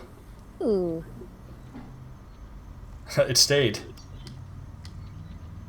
Why is that wind vane covered with blood? It's not. It's just a red one. Oh. Yeah, it's matching the eyes on the dog. Are you sure? Oh, this is Wesker on the radio. Oh, Artie, I've always wondered, is that how it relates? Is one of those dogs got blue eyes and one has got red eyes? Yes, Mr. Trevor. I've never even looked. See, I love this game. There's so many details that literally years and years, and playing it 1,000 times, and you find out new things every day. Yep, this one's blue. And you'll see on the statue that it's got blue eyes. Oh, that's right. And the other one has red I eyes. never noticed. And so, Hope, in a minute we're going to Yeah. meet George Trevor's daughter Lisa soon. Oh, cool. Very tragic. She's such a sweet girl. I You're can only. just gonna fall in love with her. I can imagine. She's such a little cutie pie. She just wants a hug. Exactly. She just wants love. Hope and Joe, we have a question. Matt Yes. the Rocks asks to both Joe and Hope, what your fondest memory of working on this epic game? What was your fondest memory? Oh my god. Doing the last scream after 4 hours and then saying, "Yay, I'm done. It's a wrap." No.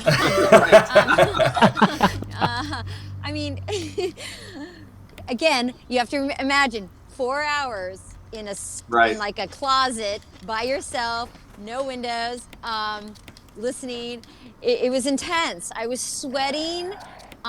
So obviously the relief of being done and knowing that I gave the best job performance I could without seeing any visuals, and I felt really excited. I couldn't wait to see this, and then of course I didn't get to see it. But I guess my fondest memories is having the director said you did a good job, and congratulations, you did it, yay! My first job, my first game job. Right. It was my first video game too, and I think that was the thing I loved the most about it was, I believe we did this all in sequence. So it was, for me, the fun of it was, first of all, getting to do my first video game voice and getting to create this character and going through the journey of the story. And, I think that the more I did it, up to that point, I had only done voiceover at Disney for animated films. Right. Which is a very different process from doing voiceover for games. And well, again, this is cinematic. That's exactly right. You're doing the cinematics. But I just really enjoyed the process of finding the character and working on something new that I'd never worked on before. And like you, Hope, I didn't have any idea that I was working on something so iconic. It was something that was going to become as iconic as Resident Evil has. Right. Had absolutely no concept of that. So discovering that was I think, the best part. Yeah. Yeah. Yeah, exactly. How incredible that we are honoring this 20 years later. I mean, yeah. Bingo. And so lucky. I was in the right place at the right time. And then one day, Joe. Here we go. Hold on, GT. Let me interject. Here we go. There she is. Oh, what a cutie pie! Look at her ribs. Are you? Like multiple faces. Now, how do we know it's Lisa? You find out later in the game. Yeah. We get a great backstory where we find out who are the owners of and why she's killing all these. Basically, she's been kidnapped and she's been incarcerated and she's being experimented on, and then she wanders the mansion looking for her mother and father, and these faces that adorn her are the faces of stooges that Umbrella scientists have sent into her cell to try and placate her, into try and fool her into thinking that's her mother. During this experimentation period, and I'm trying to leave out the more gory and depressing details. She just knows that they're imposters, and it ends pretty badly for them. Yeah, horrible.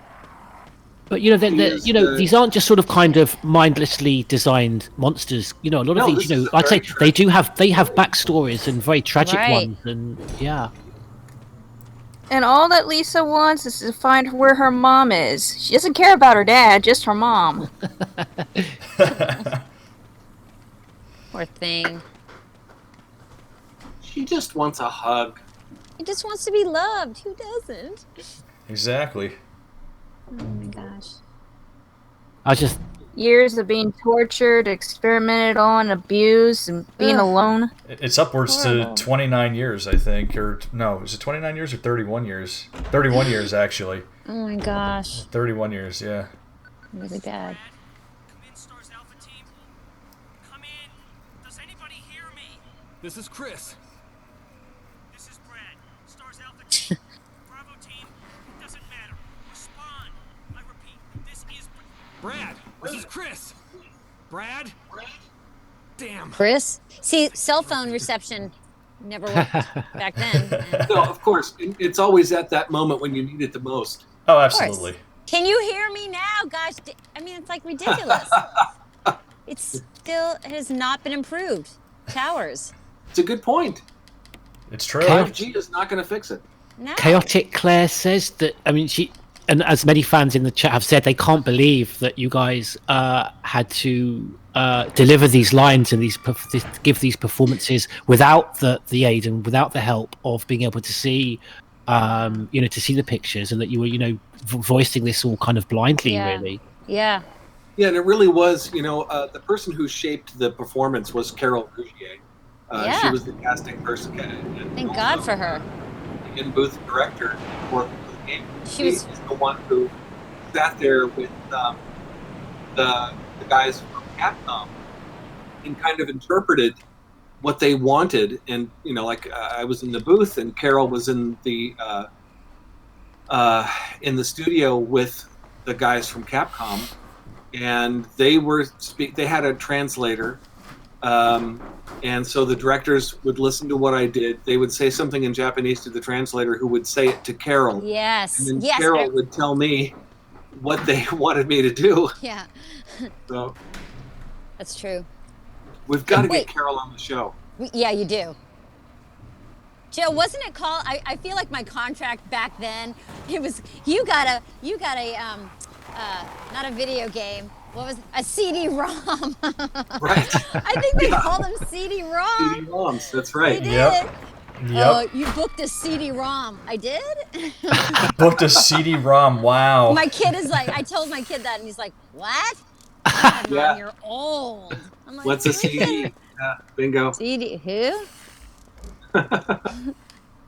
So I'm sure you must get kind of extra cool points, Hope, with your kind of with your kids and any kind of nephews and nieces that you voiced the hugely iconic Rebecca Chambers in Resident Evil. I have to be honest, nobody has expressed much interest, especially my son. He's like, that's kind of cool, whatever. I don't know. They're just not. They're jaded. I have a jaded family, So that's why I'm so grateful to you all. You make me feel better about myself. Right, Thank you. Make me feel like a celebrity. It's like doing the convention yesterday. I felt like such a celebrity. Aw. You are one, Joe. And Hope is one, too. Just got to get you out there more. Yeah. Well, I mean, my word, you talk about being a celebrity. I remember when I first contacted Joe and asked him to come on our podcast, you should have, the size of his rider, my God, just the list of demands. Right. Did you remember that list? What was on that list, Joe? Do you remember? It was you had to have a couch. I had to be given a large couch with 3 cushions, not 2. 3, yes. Lots of green herbs. Lots of green herbs. Oh my God! Oh my God! Especially parsley and arugula. Mm-hmm. And yeah, those are the great herbs you're talking about, Joe. Okay. Yeah, exactly. Oh man. Hilarious. No, Joe was very kind. I mean, like as you were, Hope. I'm always very mindful that we're complete strangers from. I am from across the sea, and you don't know. You're not familiar with the website that I'm kind of fronting and referring to, Right. So it's so kind how both of you have connected so kindly with all of the fans. It's so You're fun. a kind person, so it worked both ways. Oh, thank you. And Oracle will try and find the link. We'll drop it in there because although we're very famous and well known, we started this, the voice actors that reprise their roles for us and read the files from the games, in character. Yes. But I know that you, and we'll find a link for this, Hope, so that your fans can enjoy this. You read a file for our friends over another Resident Evil gang. The what are they called? Hello. Oh. Don't ask me. Oh, it's the did it Let's last Play year, guys, the a Let's year Play and a half Resident ago. Evil. It's Anthony, isn't it? What are they called? Anthony. Sorry? Let's talk Resident Evil. That's it. Let's yeah. talk Resident Evil. Let's I don't think I talk ever Resident heard Evil. that. I don't think I ever saw it, but I know I recorded something for them. So if you want to share that link, or if you want me to do something else, I'm open to it. So. Oh wow, that would be Yeah, amazing. of We'll talk about that in Yeah. behind the scenes. Thank you, and because I heard that and you reprised Rebecca's role beautifully, and Aw. we'll put a link to that because that's at the Perfect. Let's Talk Resident Evil YouTube channel, and yeah, you're very kind to do that because it's a very special thing, and it's one of the things that I have to say I enjoy the most about all the things that we do is when we get we get such talented actors to come back and reprise these roles and to read these files in character. It's very kind when you do that. It's really fun. Oh, there we go. Rebecca's Report, it was called. Rebecca's Report, narrated by Hope Levy, and Oracle Dragons just put a link in the chat for that. Oh, perfect. Thanks for finding that. Thanks. And Joe was amazing because I remember, Joe, when I first tentatively asked you, and being aware that it's one thing to give an interview, but I think quite huge as well to kind of go back to a character that you would have voiced 15, 20 years ago. And in your own free time, just voice it for the fans. But Joe was like, you couldn't get enough. You were asking us to throw loads of files your way, and you've been so kind in voicing many Chris Redfield files for us. I remember the day I met you, Paul. I was walking to lunch, and I went to Carl's Jr. And I remember being outside the Carl's Jr. and getting a phone call with a strange phone number. And answering, and there's Paul on the other end going, "Hi, you don't know me, but my name's Paul, and I run a little podcast about Resident Evil." It was it just, I was like, wow, Resident Evil? You even know about that? Anyone still remembers that I did this thing 20 years ago? So many people. So many people knew about it, Joe. Just you didn't realize it. Yeah. Wow. And then you had to get that injunction out because the phone calls just didn't stop. Right. Exactly. No, but that's when they had to get a. Well, what are I those also agreements called? I want to thank that when I did that report for Let's Talk, there were three fabulous guys involved with that. Anthony, Dustin, and Jonathan are their names. And well, I know Anthony and Jonathan are from there. Definitely, lovely. yes. And I got to meet them because I happened to be going to New York City to perform. Oh, wow. I was doing like a little show, my own cool. club act, and they actually came out. They traveled from New Jersey to come see me, and I got to meet them, and it was really fun. That's so cool. Fellow fans. I'm going to Bristol one of these days. Oh wow!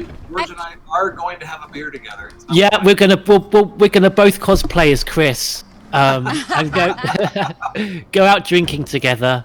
Pictures or it didn't happen. I might be going next year. So I'll look you up. I mean, we want to go back to Bath, and you're pretty close to Bath. Oh yeah, but it depends whether if you're posh like me, you say Bath, or if you're from if you're up north, you say Bath. Yeah, but Bath is a beautiful city. It's 20 minutes from here. I do complain a lot about England, but one thing we're very lucky at, we have that historic building, and the Georgian buildings in Bath are up to 200 years old, and they're stunning. They're beautiful. So yes, don't forget about Angus Waycott. He invited you over to tea. Yay! Yes, there is a Resident Evil voice actor who lives not too far from me. Yes. Cool. We'll do tea. I'd love it. Yes. Wow. We'll have to get you. Oh my god! Get you and Joe together. Yeah. A little summer. Live interview. But Bristol's a beautiful city. It's it's the greenest city in England. We kind of have in terms of the ratio between grass and concrete. We have literally the most green spaces for any city in the United Kingdom. Oh my gosh! And a lot of sheep. Are there a lot of sheep? Well, there were. Well, no, there are a lot of sheep. But my husky, I've got 2 huskies, and the female is a professional hit woman. She is as all good females should be. You know, she's a hunter. She's got the extra responsibility of providing for. You know, the male's useless. The squirrels and the rabbits see him coming a mile off. He's got no skill or sophistication. He just charges at them. But the female, she stalks, and I do have to watch out, being in the West Country, for sheep and cows and things, to the population. She hit a cow once. Yeah, that wasn't her fault. The signs to warn us that there were cows in the field they'd forgot to put up that day. Oh my well, it was the God. forest. I mean, who would expect cows? Look, lions in the jungle, cows in the farm, cows in a forest? Really? I've heard of, I don't know. Would you expect cows in a forest? All right, here we go. We got cows. a key scene coming up here for Joe. All right, and Richard. Well, that's what I meant. Just you. Richard, Yeah. Chris! Chris, stop! No!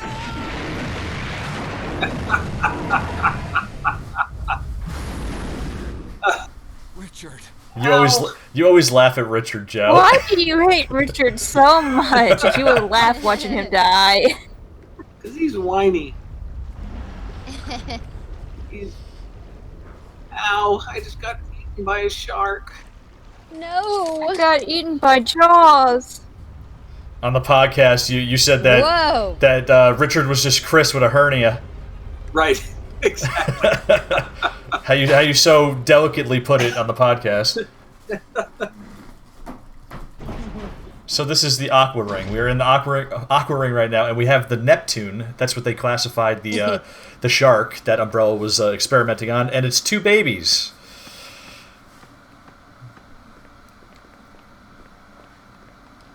I love this shark hitting the glass. This actually scared me quite a bit. Yeah. Oh, whoa. Unknown source of pressure detected. Locking all doors to achieve maximum safety. Now I gotta do this thing, and then do this thing. Do a bunch of things to shut the thing. Who did the voice of the? Who did the voice of the emergency system? Reaching 30% of pressure threshold. You see how back in the day puzzles really made you think, but nowadays puzzles are either non-existent or very simple. What's this? 2 + 2 = what? Figure this puzzle out. Let's switch 3. Joe, would you like an opportunity to say something nice about Richard Aiken? And he's like, no. Because Chaotic Claire says, I sometimes forget that Joe voiced both characters, Chris Redfield and Richard Aiken, and in amazing moments like this, as he's obviously referring to the shark moment, I remember. Well, it's I am grateful that I got to voice 2 characters in the game. That's something you don't always get to do. Well, actually, that's not true. I've actually done a couple of games where I got to do multiple voices. I mean, if you listen to EverQuest 2, I've got 40 different voices in that game. Oh my word! Yeah, Whoa, I mean, right. I'm vampires. I'm guards in the cities. I mean, my voice is all over that game. And I don't actually think it's made anymore by Sony. It was originally made by Sony, but I think it's been taken over by another group of people, and you can actually still get updates to EverQuest 2 if you go out there and look for them. Oh. Huh. I don't know that how many people play it anymore, but I love that game. I used to play that all the time before I switched over to Warcraft. And How can I ask, Joe? Because so as a fan of that genre, but someone who probably hasn't got a lot of experience in the online and the kind of the MMO side of things, more kind of like the console versions. How does that differ to World of Warcraft, EverQuest? It's a more realistic visual style. Okay. Warcraft is a little more stylized, a little more cartoony. Yeah. But it's beautiful. I really love the art style of Warcraft. But I switched over from EverQuest to Warcraft because at the time I was working at Disney and we had a guild. There were probably, I don't know, 30 or 40 people at Disney Animation who were in a guild on Warcraft, and we all played together. And Hope, you did voices in EverQuest as well, I think, did you? Yes, I did, but Yes. honestly, I don't remember this. No, don't worry. So The only long reason ago. Joe remembers he's a video game nerd. That's why he remembers. I'm ashamed. I don't remember. No, I mean it was a different time back then, though, wasn't it? It was more like this is a job, you know, like you didn't Well, realize. if you told me the director, if it was, I have to look up who I worked with. If it was Keith, I would remember. You know, what I mean, it depends.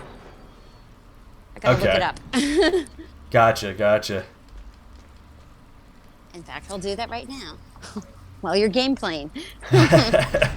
We're getting to Rebecca. We're getting to your next multitask. scene. Go for it. No worries.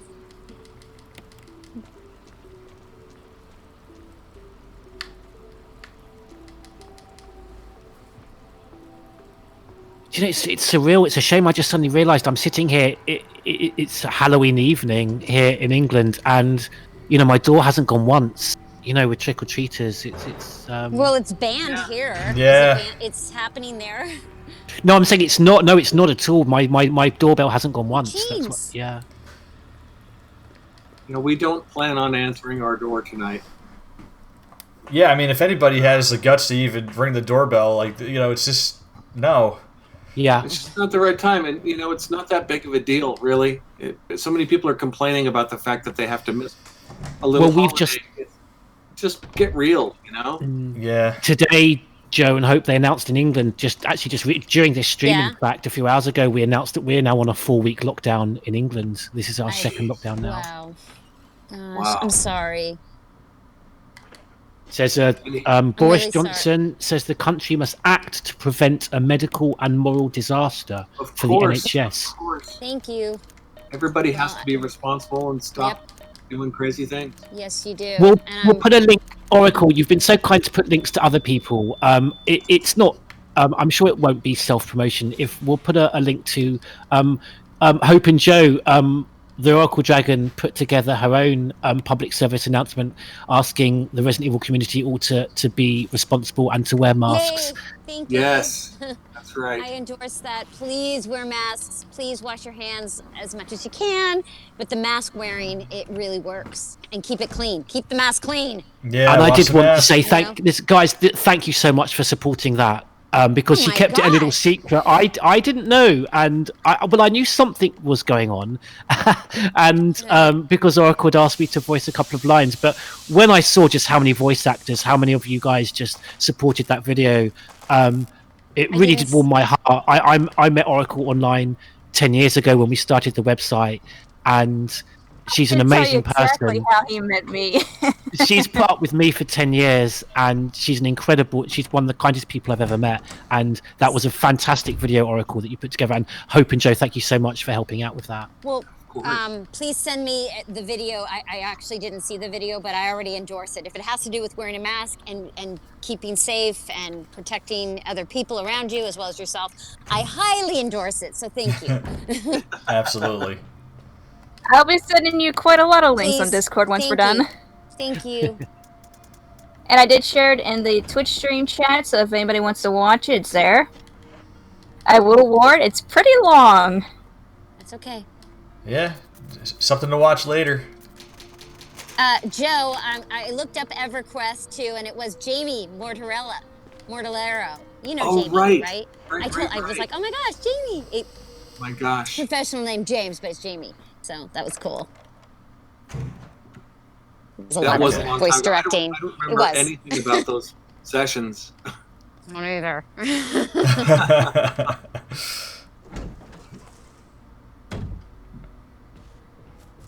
All right, we're almost to a Joe and Hope moment, but first Joe has to have his plant moment, and then Hope piggybacks on that. Can't wait. Watch out for the spider. The spiders. Whoa. Yeah. And that's not even the biggest spider in this game. Those are essentially the babies of the black tiger spider, which shows up later on. But we are going to skip that today so that we could get to after this scene. There's only going to be one Rebecca scene that we skip because it's not really an important scene in terms of story. It's important for the game if you want her. It's actually important to the game if you want her to survive the game, but it's not important to the story really. And we'll go right to the end and have the awesome finale. I like those little bats that were flying above your head a second ago. Oh, by the light? Yeah. Yeah. Are those bats? they're either bats or moths or something like that. Yeah, they have like all little kinds of detail with that just sprinkled throughout this game. You know, all little particle effects and little animations of like insects or bats or stuff. It's great. Yeah. Detail. Every room has a detailed story to it. You just look at it and piece the puzzles together. It's really amazing. Yeah, and I could attest to missing that, because when I was younger and I played these games, I ran through the games without reading files. I always wanted to see the Shame on you, cutscenes. Sonny. How could you? Well, I was less than 10 when I first started playing these games. Oh, no, fair enough. Sorry, fair enough. So I would play through, and I was always enamored with the cutscenes, though, because even back then, like on the first PlayStation, the cutscenes for like especially like the second game and the third game, they looked amazing, and I always wanted to see those. I always wanted to see the moments between the characters, but I missed extra storytelling through the files. Like the files really detailed a lot of stuff that happens throughout the games, and they tend to tell stories that happen before you got there. It's like you're retreading somebody else's footsteps, but they had a sadder outcome than you. Yeah, right. You're really the only one who has like you are victorious typically in these games over these incidents. So it's all kinds of like world building. Here we go. Oh my god. Oh, there we go.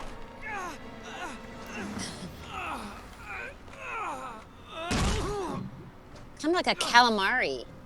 Octopus. Calamari. I'm already.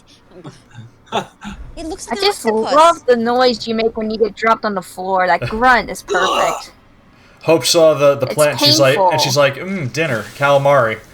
No, I can't eat a calamari after watching My Octopus Teacher. Unbelievable movie. No more calamaris. Done.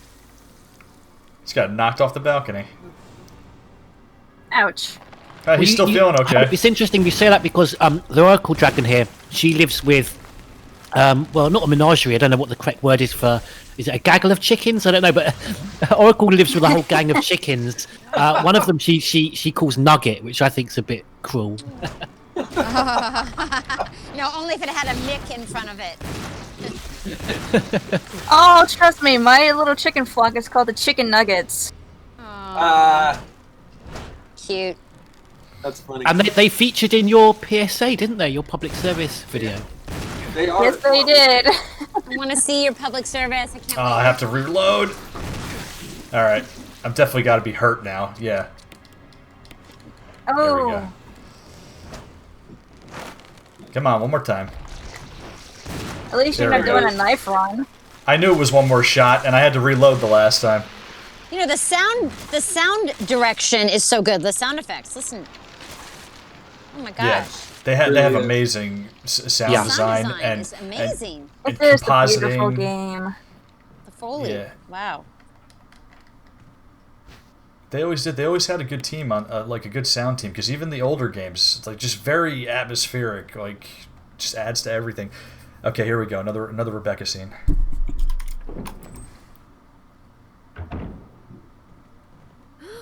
Oh, you scared me. You okay? Yeah, it's dead. But Richard, he's gone. No. That's impossible. I'm sorry. It's my fault. I should have watched out for it. I found a pharmaceutical room. I think I can come up with something useful. I'll be there. Wait a minute. It's like I totally ignore what he just said. You're still okay. There's a reason for that. Okay. It's like, I'm sorry, and then I'm like, nope, I'm gonna go to the room. Yep. Here's the room. Okay. This room is equipped with all sorts of medical supplies. Want me to treat your wounds? Good now. I'm okay. Sorry. But Okay, if something I should know, happen to but- me, I'm counting on you. I like how they put that laugh in there. Okay. Now she breaks down. She's just having a hard time accepting that he's gone. Okay. She just doesn't want to believe it. Be strong, Rebecca. Yeah, that really helps. Are you okay? Want me to treat your wounds? No, I'm good. No, I'm okay. No, I need to treat your wounds. I won't take no for an answer, Chris. Chris! The wounds. I have to treat your wounds. Okay. No, really, it's okay. Okay, we got it. We got it. Mm-hmm. So after this, there's actually a big gap, you know, between Chris seeing Rebecca and stuff. So I'm gonna load another save file. Oh, well done. Come Yay, prepared. Nice, well done, Artie. The only scene that I'm gonna skip is a Rebecca scene in the mansion when we go back to the mansion for the second time. Can I, together with everyone in the chat and our star guests here, just give a shout out to Mr. Sonny Bauer taking us safely through the Spencer Mansion? Absolutely. You're amazing. You're The best. Sonny, I couldn't let you don't down. need to take like a little break or something, like a 2-second break? Don't you need a little bit of a break? Well, the end of the game is here, and it'll be done probably in like Okay. 10 or so minutes, I think. All right. We're gonna You've done a live stream that lasted over 8 hours before. I have, and Sonny, you I'll didn't. I'll likely never do it again unless I take breaks, because I did not take any breaks during that. I thought, Artie, Sonny, I thought you were going to jump to the section where you save Rebecca from the hunter. That's the scene that I said I was going to skip.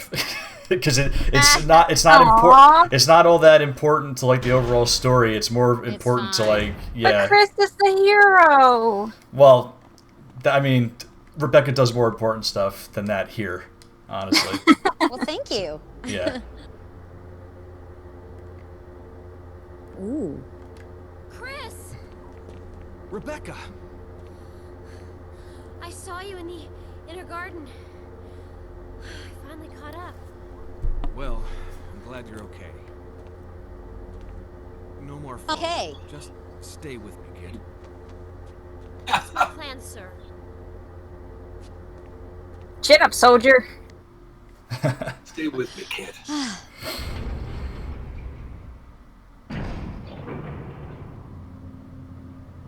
We are coming to the end. Hey. We're now in Umbrella's secret laboratory. We find out that it's underground beneath the mansion. Ooh, steam room.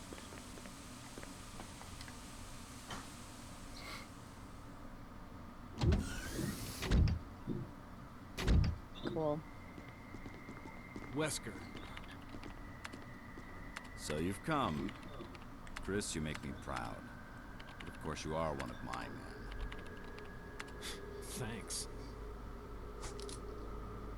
Since when, Wesker? I'm afraid I don't know what you're talking about. Since when have they been slipping you a paycheck? I think you're a bit confused. I've always been with Umbrella. And stars were umbrellas. No, rather, my little piggies. The tyrant virus leaked, polluting this whole place, and unfortunately, I had to give up my lovely members of Stars. You killed them with your own dirty hands! You son of a bitch! Oh yes, dear. Just like this. Don't move! So mean. So mean. I don't It's think mean. you want to die just yet. I have something that's of some interest to you. I hope you were wearing extra layers. Yes. Ooh. Oh boy.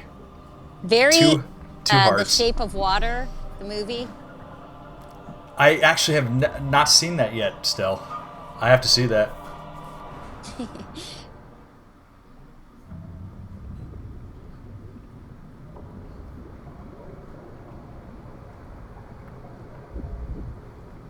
The ultimate life form. Tyrant. Just to hear the heartbeat from is amazing. You've become senile. What a choice of word. Yeah. I think it's lost in translation because, yeah, some of the choice of words are almost sometimes Senile. left field. Oh. That's Yeah, that gonna leave plan a kind of mark. it kind of backfired, that plan. Yeah, it did. Just a little bit. Come on, you test tube freak.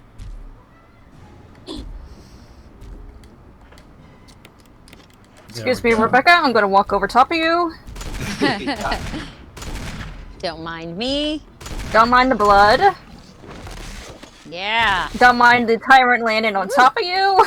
Here we go. Good work. Ultimate life for my ass. Go Sonny.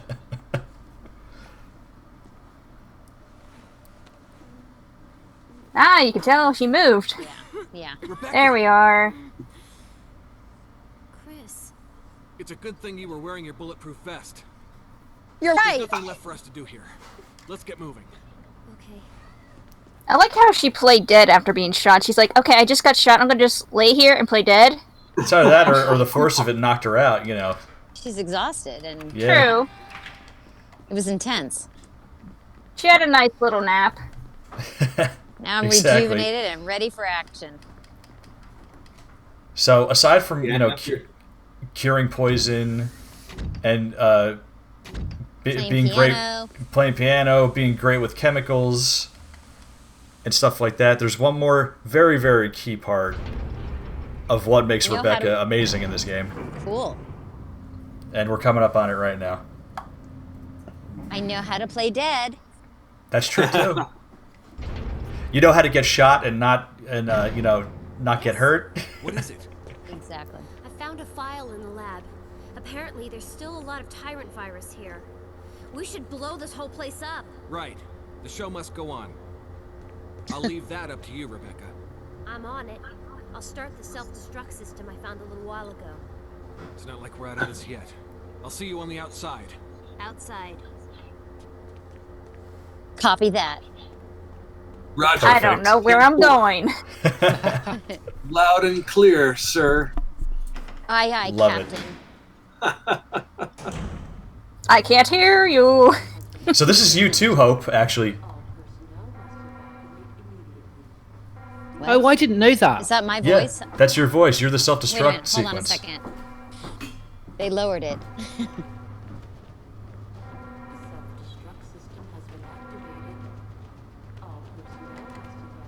They lowered it. Yeah, they probably modulated it a bit, but it's you're credited as the self-destruct. Yeah. Wow. Do you remember saying that line? No, I don't. Huh, interesting. I'm Let's sorry. see, Joe is Chris and Richard, and you are Rebecca and the computer. Well, then I did it. Alright, we're gonna leave, but we Now have to we're pick gonna up Jill save real Jill. quick. Yeah, we gotta pick up Jill real quick. Can't leave her behind.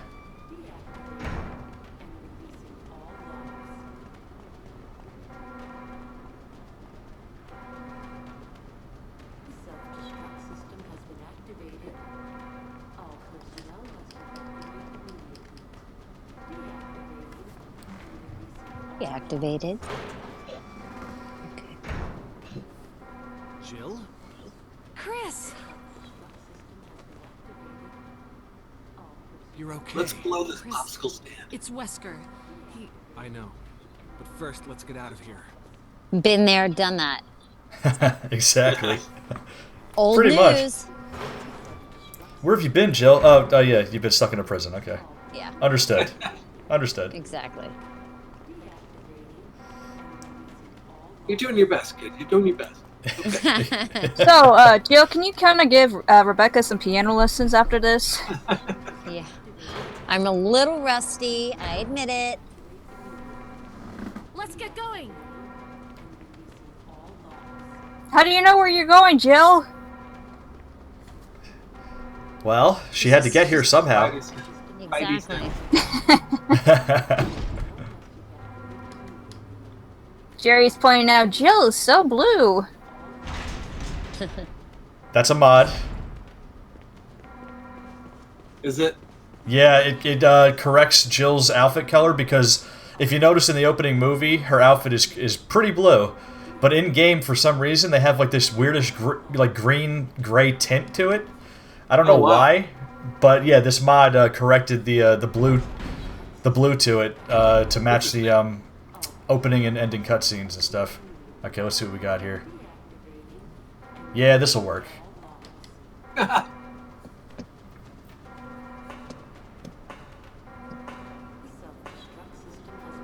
Claire's pointing out the original voice actor for Rebecca actually did the self-destruct voice as well. So we got both Rebeccas doing the self-destruct. They probably did that intentionally, actually. Cool.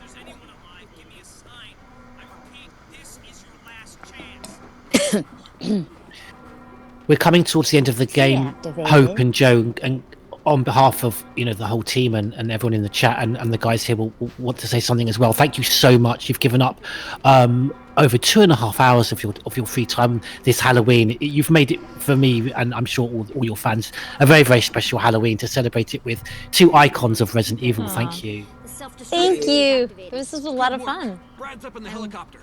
Thank you. Things are coming. It's a perfect I'll Halloween. take care of them. Chris, you just get in contact with Brad somehow. Okay. In the original, Rebecca would yell, "Look at all those monsters!" The original game is quite known for its horrible voice acting. Really? Yeah, one of the reasons. Just keep one of them? They're so cute. Yeah, that's probably one of the reasons why it got remade, honestly. It's all going down right now. Yeah. It's all building to this. Ooh.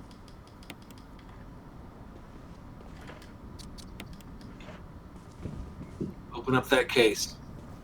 Get those missiles ready to launch. Let's do this. Yeah. Ooh. Signal Brad. Get him there. It's a fireworks show, I tell you. Chris! You okay? Yeah.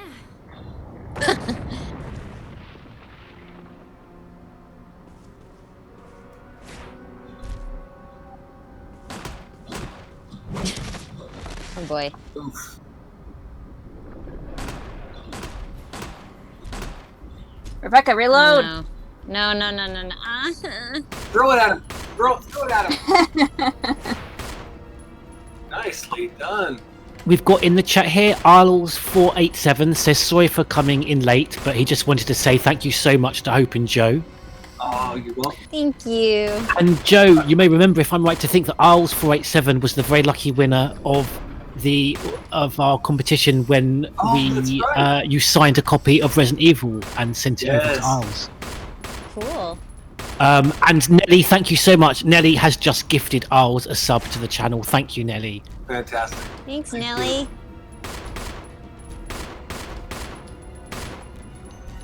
Come on, Rebecca. Come on, Chris. Now, I hope, has that got pride of place on your mantelpiece, Arles? Your Joe Whyte signed copy of Resident Evil, and Heidi as well. Heidi signed it, so you got. I don't have a copy of anything. Oh, we'll have we need to give her a copy. We need to give Hope a copy. Just email it to me. It's fine. Whatever. That's great. I love it.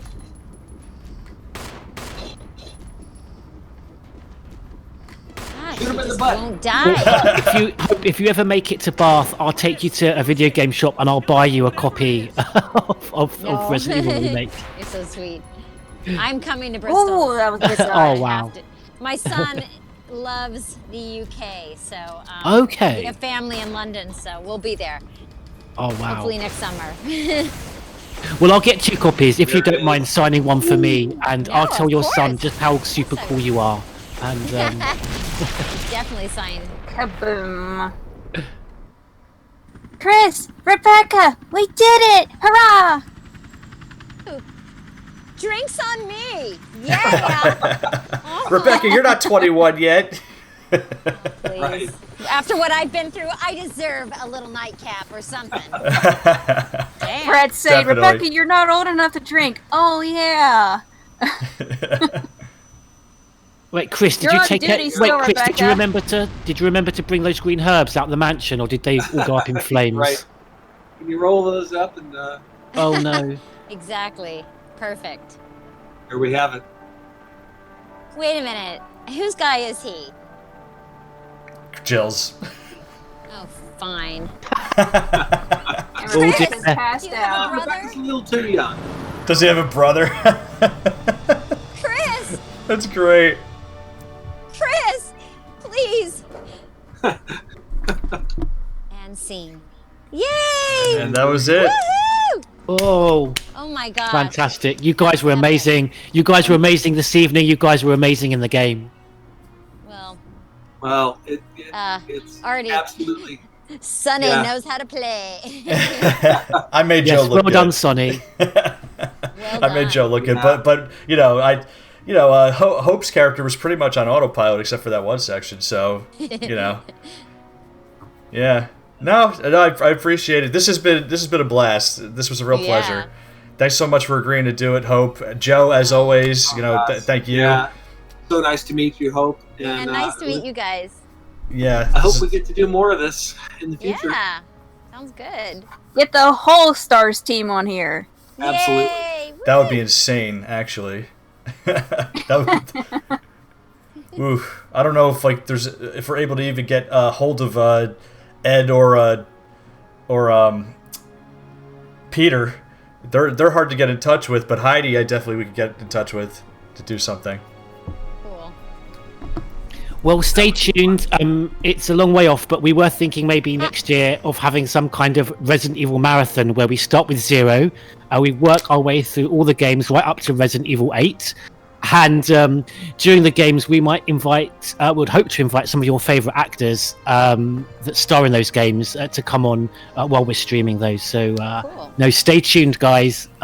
We're very lucky to know Joe and Hope, and hopefully we might do something in the future. Who knows? Sounds great. Absolutely. Happy Halloween, everybody. This was Happy- so Yeah, much happy fun. Thanks for Halloween. watching. Happy Stay safe. Halloween. Hope and Joe, we may stay on the mic a little longer. We've got an announcement to make, but obviously you guys have got to shoot off. But just thank you so much for joining us and for all your time. And you've made my Halloween this year. Thank you. Absolutely. Ditto. Great Yeah. job. Definitely a highlight considering how tough a year it's been and Yeah. it's with been- everything going on. So this has been a very special experience for me. It was very nice meeting you, Hope. Thank you so much. And Me too. Hope to talk to you again soon. Me too. Thanks, Artie. All right, take care. Bye, Joe. Bye, Hope. Talk to you soon. You got Thanks, it. Hope. Take care. You too. Thanks for joining I'll us. Yay. Okay. That was amazing, guys. Well, I think we're still live. Joe, are we still live? We're still alive, As yes. the stream has ended. Cricket noise. No, we are still live. And thank you to everyone in the chat. Thank you so much for joining Joe Yeah, and Hope for the and questions. ourselves. Thanks, everybody. Do we want to keep it live for the announcement, GT? Yes, well, because Zombie Girl is in the chat, and I think she may jump on the call very quickly. I was if when Joe and Hope headed off, if they had to leave, I was going to add Zombie Girl to the call for the announcement, if that made sense. Oh, go ahead. Yeah, by all means. Still here. Oh, okay, guys. Okay, yeah. We're going to end the stream in a second, Joe, and Hope, feel free to stay on if you like. You can disconnect from the call or stay on. We had just a little kind of announcement about a slight change up in the Crimson Head team for next year. We were going to talk about now. Shall I hand over to you, Artie? Sonny, I should say. Yes, we are going to have a new member of the Crimson Head Elder team. Hopefully she'll be joining us shortly, but it's going to be Zombie Girl 880. But unfortunately, I can't believe I'm the one to say this. She is going to be replacing me. I am going to be departing the Crimson Head Elder team. Moving forward, this has been my last foray, my last adventure, if you will. And I could not have thought of a better event. So my favorite game, my favorite cast of the RE1 characters. Wow. So yeah, this has been very special for me. Wow. And for the past 3 years in the Resident Evil community, it's just been great getting to know everybody and connect with the community, connect with the likes of you, Joe, and Hope, and other various voice actors. It's just really, honestly, been like sort of like something that I never thought possible. So, I always felt like I'd be disconnected from like that type of world, but it's been very special. So I've enjoyed myself, and I'll continue to be around. I'll be an affiliate for sure of Crimson Head Elder, but great. Yes, great. I take my leave, and with that, I think Zombie Girl has joined us. Hi. Hello. Zombie Girl.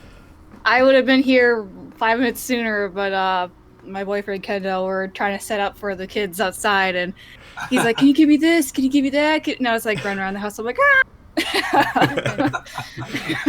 That's okay. Welcome to the Crimson Head Elder team. Oh my God! Thank you guys. Zombie Girl. It's so nice to meet you. It's such an honor to be on this team, you guys. Yay!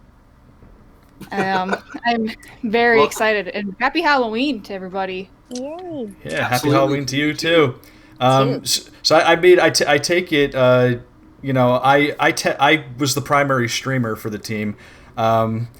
If I understand correctly, are you going to be taking over for that as well? Yes, that is what George came to me specifically. He asked for help with the streams. He told me that he likes to stream from his Xbox a lot, so he was looking for a PC gamer, and I was like, oh, that is right up my alley. Well, there you have it, folks. I pass off the streaming torch to Zombie Girl. It's the end of an era. I'm so honored. Thank you, guys. I just wanted to very quickly say, don't get the wrong idea, guys. I didn't, we've had a back and forward, myself and Sonny, but I didn't fire him for being better at remake than me. It was none of that. We've been so lucky to have Sonny on the team with us. It's been a year now. You'll hear him on our last 3 podcasts since we started the new season of the podcast with Joe here being the host. We've had Sonny on with us, with myself and with the Oracle Dragon. And just the streams that we've done with the voice actors, of course we couldn't do it without the generosity of the voice actors, but we couldn't also do it without the skills and talent and the patience and the dedication of Sonny in bringing all the technical things in you don't see the way I stress out and all the technical problems in the background that Sonny just masterfully sorts it all out. These fantastic templates, that we got today with Rebecca and Chris, and Sonny's moving on to other things, to do some of his own solo projects, which will definitely be helping to support. And don't be surprised if Sonny gets on 1 or 2 of our podcasts in the future. And to Zombie Girl, we're as lucky to have you. Thank you so much for agreeing to join us. We really look forward to doing some very cool Resident Evil features with you in the future. Absolutely. Yeah. Yay. Although I have to apologize, I'm not going to be as good as Sonny at remake. You'll be better than me. Sonny leaving us is like Paul McCartney leaving the Beatles. Oh, you flatter me too much, Joe. No, well, but that's too much praise. Well, I was going to say we've got Mick Jagger instead, but I don't know if Zombie Girl likes being compared to Mick Jagger. We've got Janis Joplin instead. We lost. Yeah. Nobody wants to be the Yoko of a group. Oh God! No, please. Oh my God! Well, thanks so much for that GT. I really appreciate all that, and and it's been great to be a part of the team, and you all of you, all three of you have just been so supportive, and we've worked together well with the time that we shared. But we'll still work alongside each other. We'll be affiliated. Absolutely. And we'll definitely do collaborations here and there, for sure. Oh, that's harsh. Matt LaRock has referred to you as Ringo. No, he's not Ringo. Sending Paul McCartney Bauer. I don't know if he was referring to me or Zombie Girl, actually, with that. But, thank you so much. Here's to the days ahead, and we'll see where it takes us. And I just want to extend my thanks to the chat. Once again, you guys have been amazing, always supportive. It's always great seeing you there and hanging out and sharing these experiences with us. It's been quite the run. It's not goodbye. It's just we'll all still be around for sure. And also tell us a little bit about what you're going to do, Artie. I have various projects that I'm working on. I tend to do quite a few YouTube videos in the future.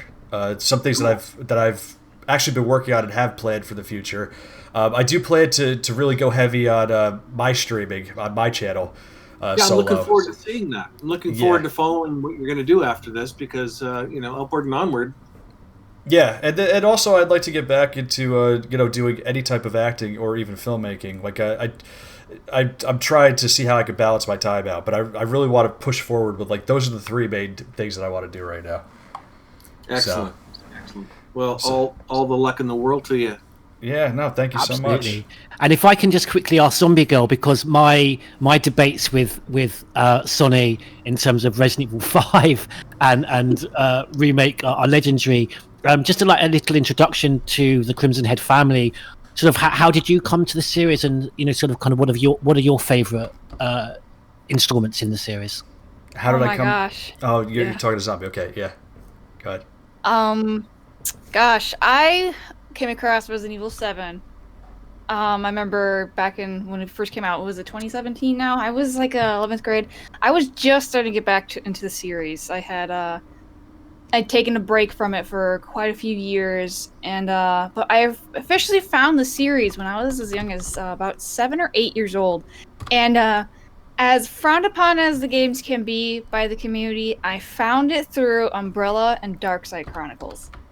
I have a very vague memory in the back of my head of my brother running through the mansion as Chris and Jill, and he was fighting a Crimson Head, and I remember the backgrounds being so dark and the music, and I could hear Jill and Chris talking, and I was like, wow, what is this? I have never seen this before. And playing it on the Wii was I would compare the Wii much easier to the PS3, but that is just me. And as I guess it was set, I started getting really heavily into horror from there. I remember playing the Dead Space trilogy. I remember playing Darkside Chronicles. RE4 is my first main installment. And then I went on to play RE2. And let me tell you guys, growing up on Umbrella Chronicles and Darkside Chronicles, I, for some reason, had a mistake going on in my head thinking, oh, if I play as Leon, I'm going to have Claire by my side. If I play as Claire, I'm going to have Leon by my side. And I play the first RE2. I played Leon because he is my favorite character, my favorite male character in the series. And you start the game, and he is not there. And I was like, oh, this is not what I thought it was going to be. I was all alone, and I died within seconds of starting the game. Oh, wonderful. Yeah, as I've said before, I always get jealous of people that played remake or saw it, find it kind of through older brothers or sisters when they were just, so much younger. I mean, it just has such a more impactful, for good, for better or for worse, with those nightmares. Yeah. I remember those games. They did give me nightmares, and I'm trying to get my sister into it.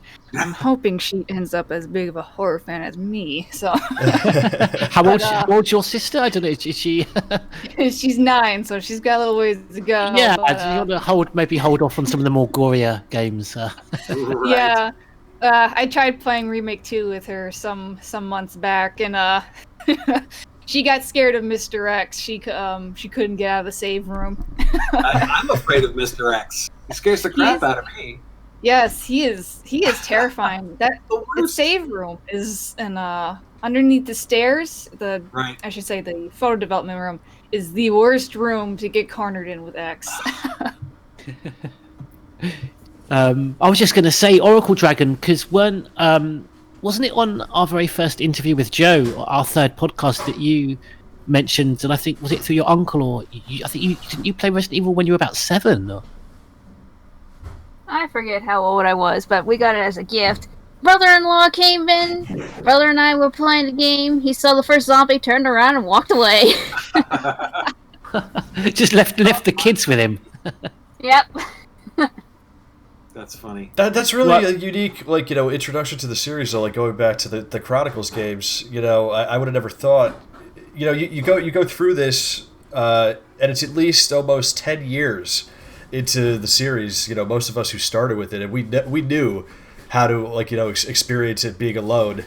And these Chronicles games come out, and the characters are together the whole time, and it's like something that maybe we even thought, we dreamt of, maybe we could get a game where the characters are together and stuff like that. But for you to be introduced into that and then have to retroactively go back and be alone, I can only imagine like all the tension that you must have felt on that. That's blood drained from my face. I was like, oh, and I completely forgot that this was a PS1 game, and I grew up on analog sticks. So playing this on backwards compatibility on PS3, I didn't know that you couldn't play with analog sticks. So I'm like, why are these not working? I go to the control menu and see that they have the controller image, and there's not even analog sticks. It's just buttons, and I'm like, oh, this is gonna be one of those games. Yeah, yeah, for sure. The time before analog. Yeah. Yes. Oh man. Well, we're gonna be doing lots of streaming with you, Zombie Girl, and developer interviews and voice actor interviews, and obviously really looking forward to the next. I'm not quite sure what it's going to be, but the next Crimson Head Elder podcast, which will be your first one with us. If you've got any ideas, Zombie Girl, let me know, because I'm not sure what it will be yet. But, the architect, you got to know the drawings, man. No, I'm just kidding. I'm sure it will probably be Resident Evil 8 based, something in the new year. But I'm really looking forward to that. Thank you for joining the team. Thank you. I'm honored. If you ever need any help, with the previous tech stuff that I did with the streaming, if you have any questions, you could always ask. I probably will.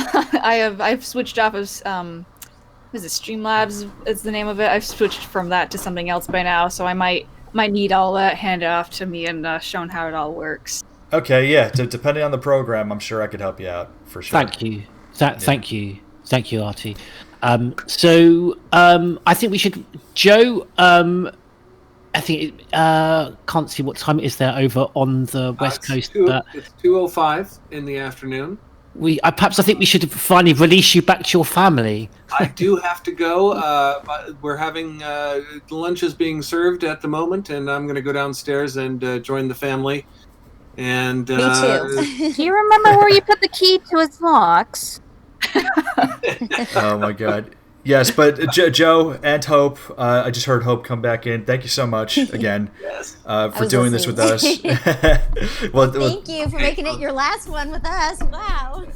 I couldn't have thought of a better one. I love this. Like I said, it's my favorite game. It's my favorite cast of the the legacy characters. You guys are my favorite performances of these characters. So. Yeah. Thank you, Hope and Joe, because when Sonny came to me and asked if I could release his shackles, it was a very sad moment. But no, he did say, and I agreed. He said, let's turn this into something positive. And what a wonderful way to have my last stream, but with his favorite game and his favorite performers with just yourself and Joe. So thank you. Yeah, but you're getting a zombie girl. My God. There you go. She's awesome. I know. Me and Joe better be on our best behavior. You don't want to piss off a zombie girl. No way. Mm-mm. Lovely, the playing field now. You've got 2 guys and 2 girls. So there you go. It's equal. Yeah.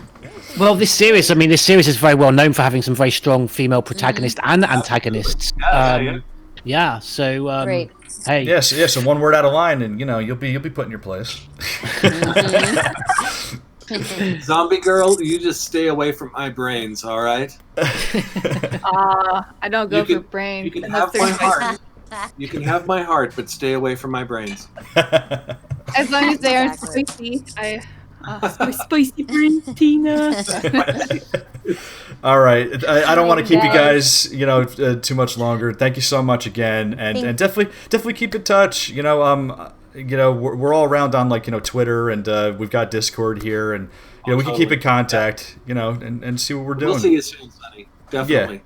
Yeah, absolutely. And Hope, thank you so much. I really appreciate that offer in terms of sort of reading files and we won't take your time up now, but maybe we'll talk by later. email Absolutely. in terms of and we'll keep letting everybody know that interacts with us, and because we're going to be uploading this stream to our YouTube channel, so in the description for that and at our website where we host the video, we'll have all links to to your YouTube and your Instagram, so fans know where they can find you. Genius. Great. Okay. Fantastic. Thanks, everybody. Happy Halloween. Happy Halloween. Happy Halloween. Take care, everyone. Happy Halloween. Take care. Take Ciao, care. ciao.